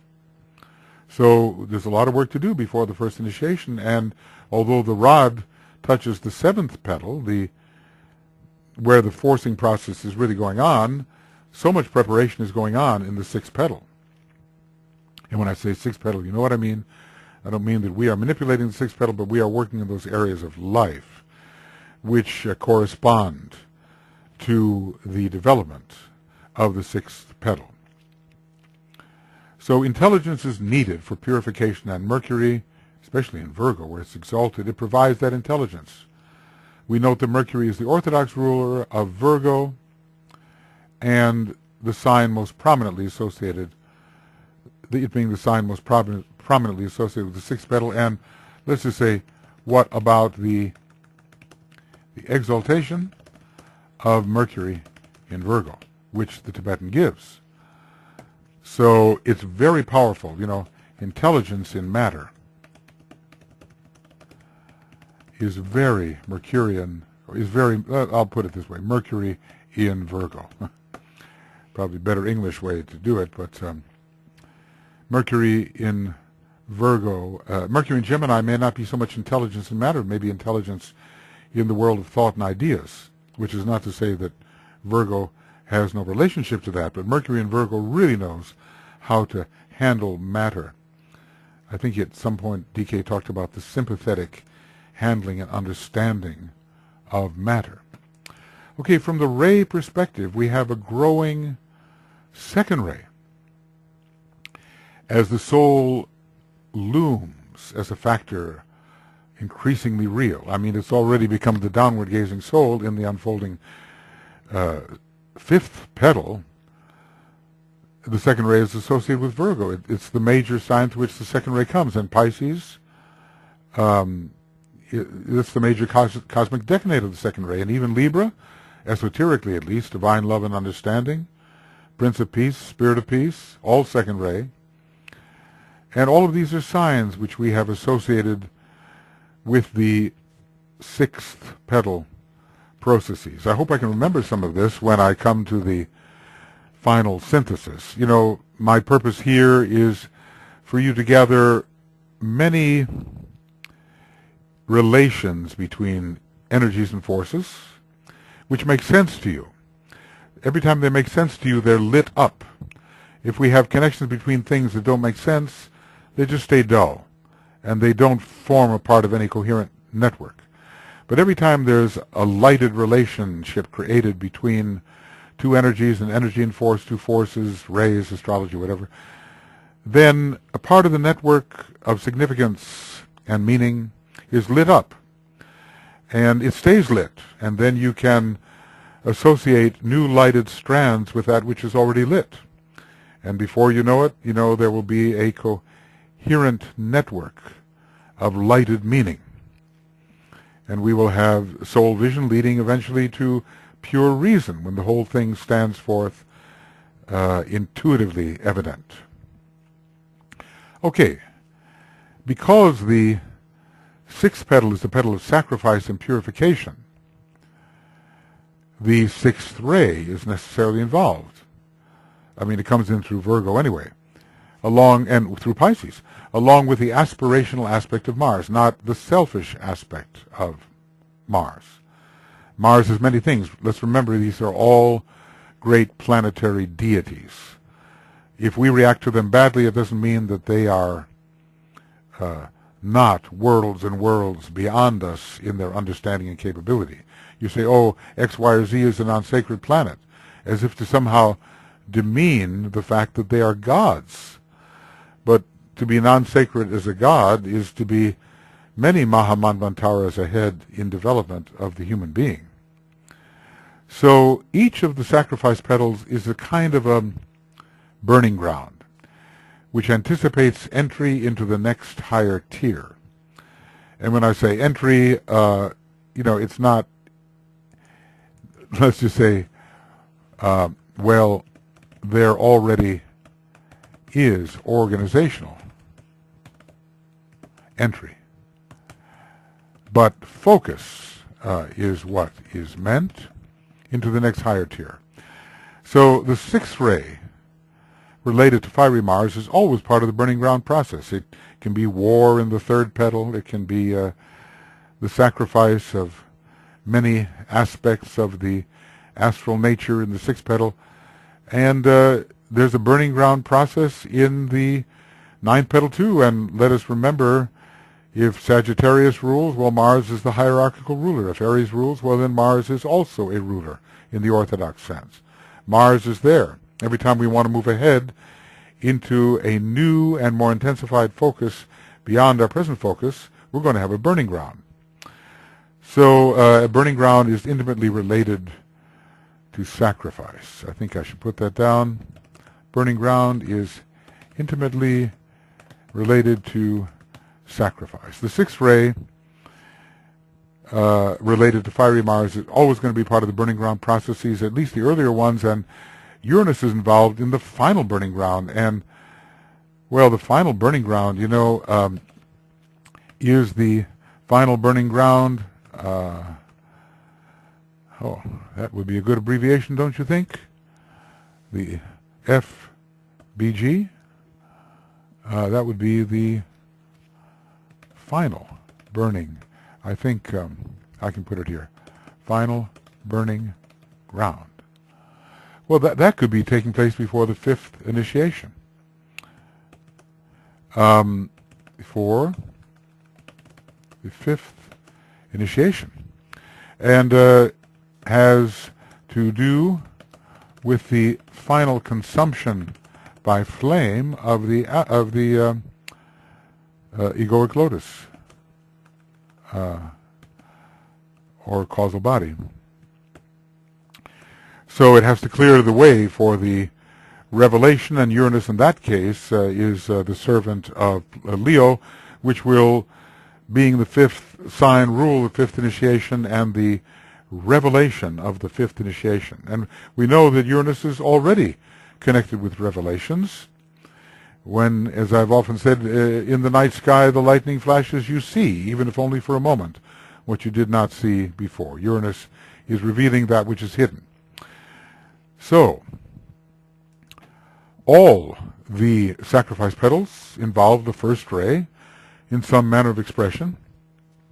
Well, we've seen it in connection with Vulcan, first ray, and Pluto the purifier.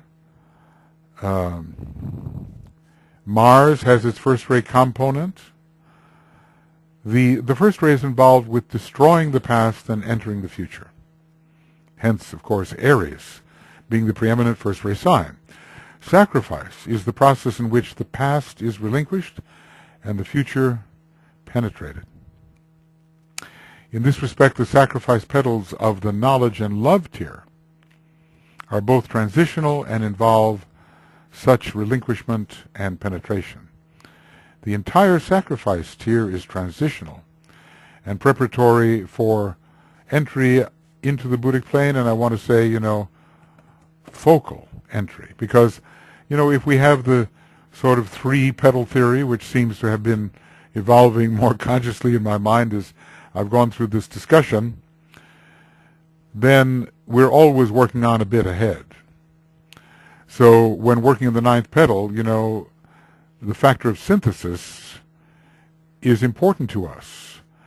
And, some attention to what Buddhi is, and some attention to the synthesis of knowledge and the synthesis of love and the synthesis of will has at least to be in the consciousness before the monad really applies itself at the third degree and becomes a conscious factor in the development of the man. So in general, in relation to these third petals, the third ray must be mentioned. The sixth petal is the third petal of the second tier, and the numbers 6 and 3 are closely related, as DK tells us. We recall that much preparation for the first initiation occurs on the third ray, inasmuch as at that initiation one may even have a third ray personality. Interestingly enough, maybe a seventh ray brain and a seventh ray mind, and I suppose a sixth ray astral body. Except, of course, in those cases where one is a third ray soul, and that would be special circumstance. So we recall that much preparation for the first initiation occurs on the third ray, and petal 6 sees processes of preparation instituted. The third ray is in many ways synthetic and transitional. So the third ray is in many respects synthetic and transitional, gathering together that which will be elevated. It does that. So we are getting ready, at this time in the petal 6, we are getting ready to work more intensively and abnormally in the hall of wisdom. And so this is a preparation for that elevation. When does the abnormal work really begin? Well, I suppose in the approach to the first initiation, when work is being done in the seventh petal, things get abnormal, and the closer you get to the second degree, the more abnormal they get. And I suppose as we approach the third degree, so much has to be sacrificed, so much cast aside for objectives which others think are not even real, that what the individual does is certainly considered to be abnormal. From the chakric perspective, which we have been also examining, we have a growing emphasis upon the heart and upon the solar plexus center in its aspirational aspect, right?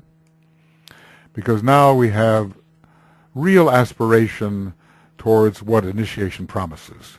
We might say that the higher solar plexus related to Neptune is stimulated in its reach towards the heart center. I suppose, well, we know that before the, let's just say, before the second initiation, there is much transference of solar plexus to heart. And let's say maybe quite a bit of work in petal 8 is required to see this occur. It's not an immediate and one-time thing, you know. All of this is spanning what we call time.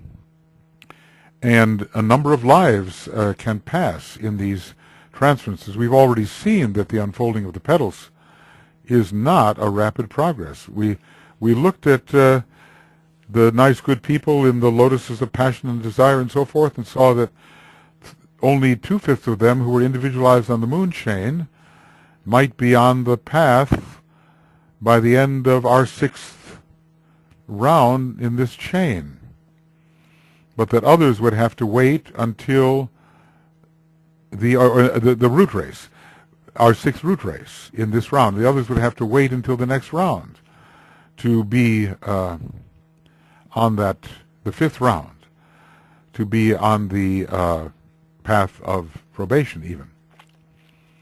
So, you know, we study these things, and DK describes how things work, and our sense of time becomes compressed. But in fact, it's really a slow process. Later, when we take things more in hand consciously, and the study of esotericism is just such a taking in hand, if we do our best to apply what we know, you know, the big test for everybody, things will move faster. And the asymptotic curve approaches the vertical axis more rapidly. The main interplay is between here, solar plexus and heart, negating the lower solar plexus and stimulating the higher. So obviously, what we say, a movement from Mars to Neptune. And the two signs, Virgo and Pisces, both emphasize the heart and solar plexus through their 2nd and 6th ray, and they both are related to Neptune. Mars does not have a place in either one of them, except maybe in a decanate related to Pisces. So they are ideal for stimulating this higher aspirational quality, this Neptunian quality. Naturally, there will be a growing intelligence as the third aspect, with assistance of the throat center, is integrated and prepared for submission to the soul and a growing sense of spiritual direction through the ajna center as the personality continues to reach towards the higher self. I mean, you know, all rays, all signs, all planets can make their contribution. We're just trying to isolate a few, and when we go into this more systematic synthesis, because, you know, I'm kind of Well, I think a more systematic synthesis is coming, but you will have had the preparation of thinking about it, so that when we use shorter terms, you'll see more things together and you'll know what they mean instead of just gathering terms. So it's important to realize that all chakras are active to a specific degree at all times. And ours is the task of discerning the chakric emphasis and relationships at any particular time. Solar plexus and heart are much involved here. And since the birth of the Christ in the heart is going to occur with the complete opening of the fifth and the rod at the seventh, and I suppose a degree of opening of the sixth, the movement is really towards the heart in this petal. And wherever there is Mars, there is selfishness.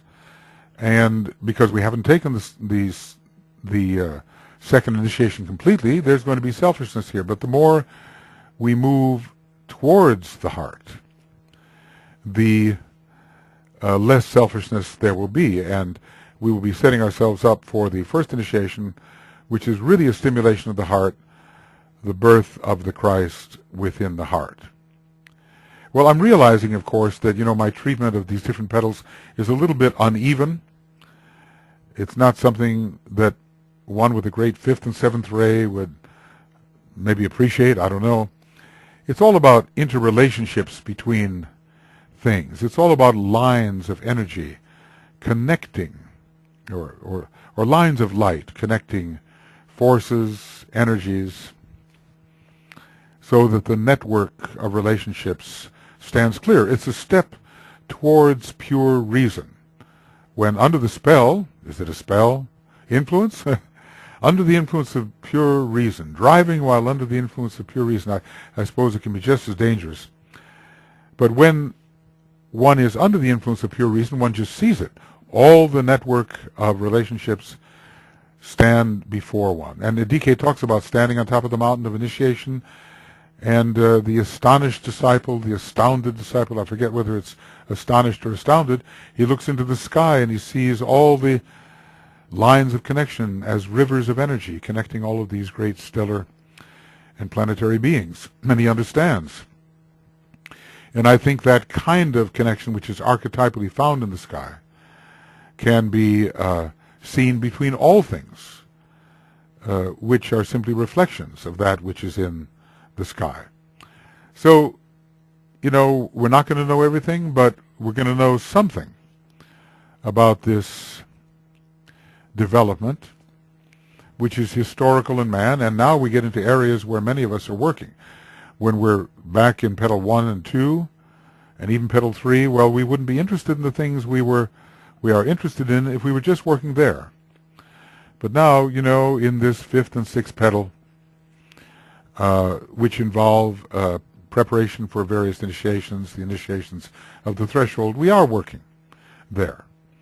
And so it should be of particular interest to us, and knowing exactly what to do next, the next step ahead, is really a big thing. So this is the end of Egoic Lotus webinar commentary program 26, and we are on TCF 541, and if I'm not mistaken, this program also will be about 2 hours and 15 minutes. Well, the only reason that it is because I went on that big search for the confirmatory references that the fifth petal does indeed mean the first initiation, unless I had done this kind of meticulous work in Cosmic Fire, which is just a drop in the bucket anyway. These references, I wouldn't have registered them and be able to put them together. So, you have to earn your synthesis. And, there's so many things I've left out, and I know they're there. They're hiding, they're lurking, some confirmatory reference and so forth, until the study is so close that the intuition appears. And this is what DK promises for those who work upon the second ray, essentially, that such a close study of the material is given that eventually it becomes more than just study, but a rule of life, and the intuition appears and confirms. So this will be the beginning of Egoic Lotus Webinar Commentary, Program 26, and it will be TCF 541 again, I believe. Yes. Or is it 542? Well, it's 541. Yes, it's 541 for this first petal. All right, well, then that's what we will do as we go forward in this rather non-linear method of study, if you can stand it. Hopefully, but like I say, you know, pure reason is not linear. Absolutely not. Pure reason is seeing one thing and seeing everything all at once, and seeing all relations before, behind, and within simultaneously. And that's what we're working for. Inclusive reason, pure reason. It's a Mercury thing. It's finally a Jupiter thing, Mercury and Jupiter together. It's Buddhic, and hopefully it will begin to dawn upon us. Okay, friends, we'll go on to program number 27 as soon as I can catch my breath. See you soon. Bye-bye.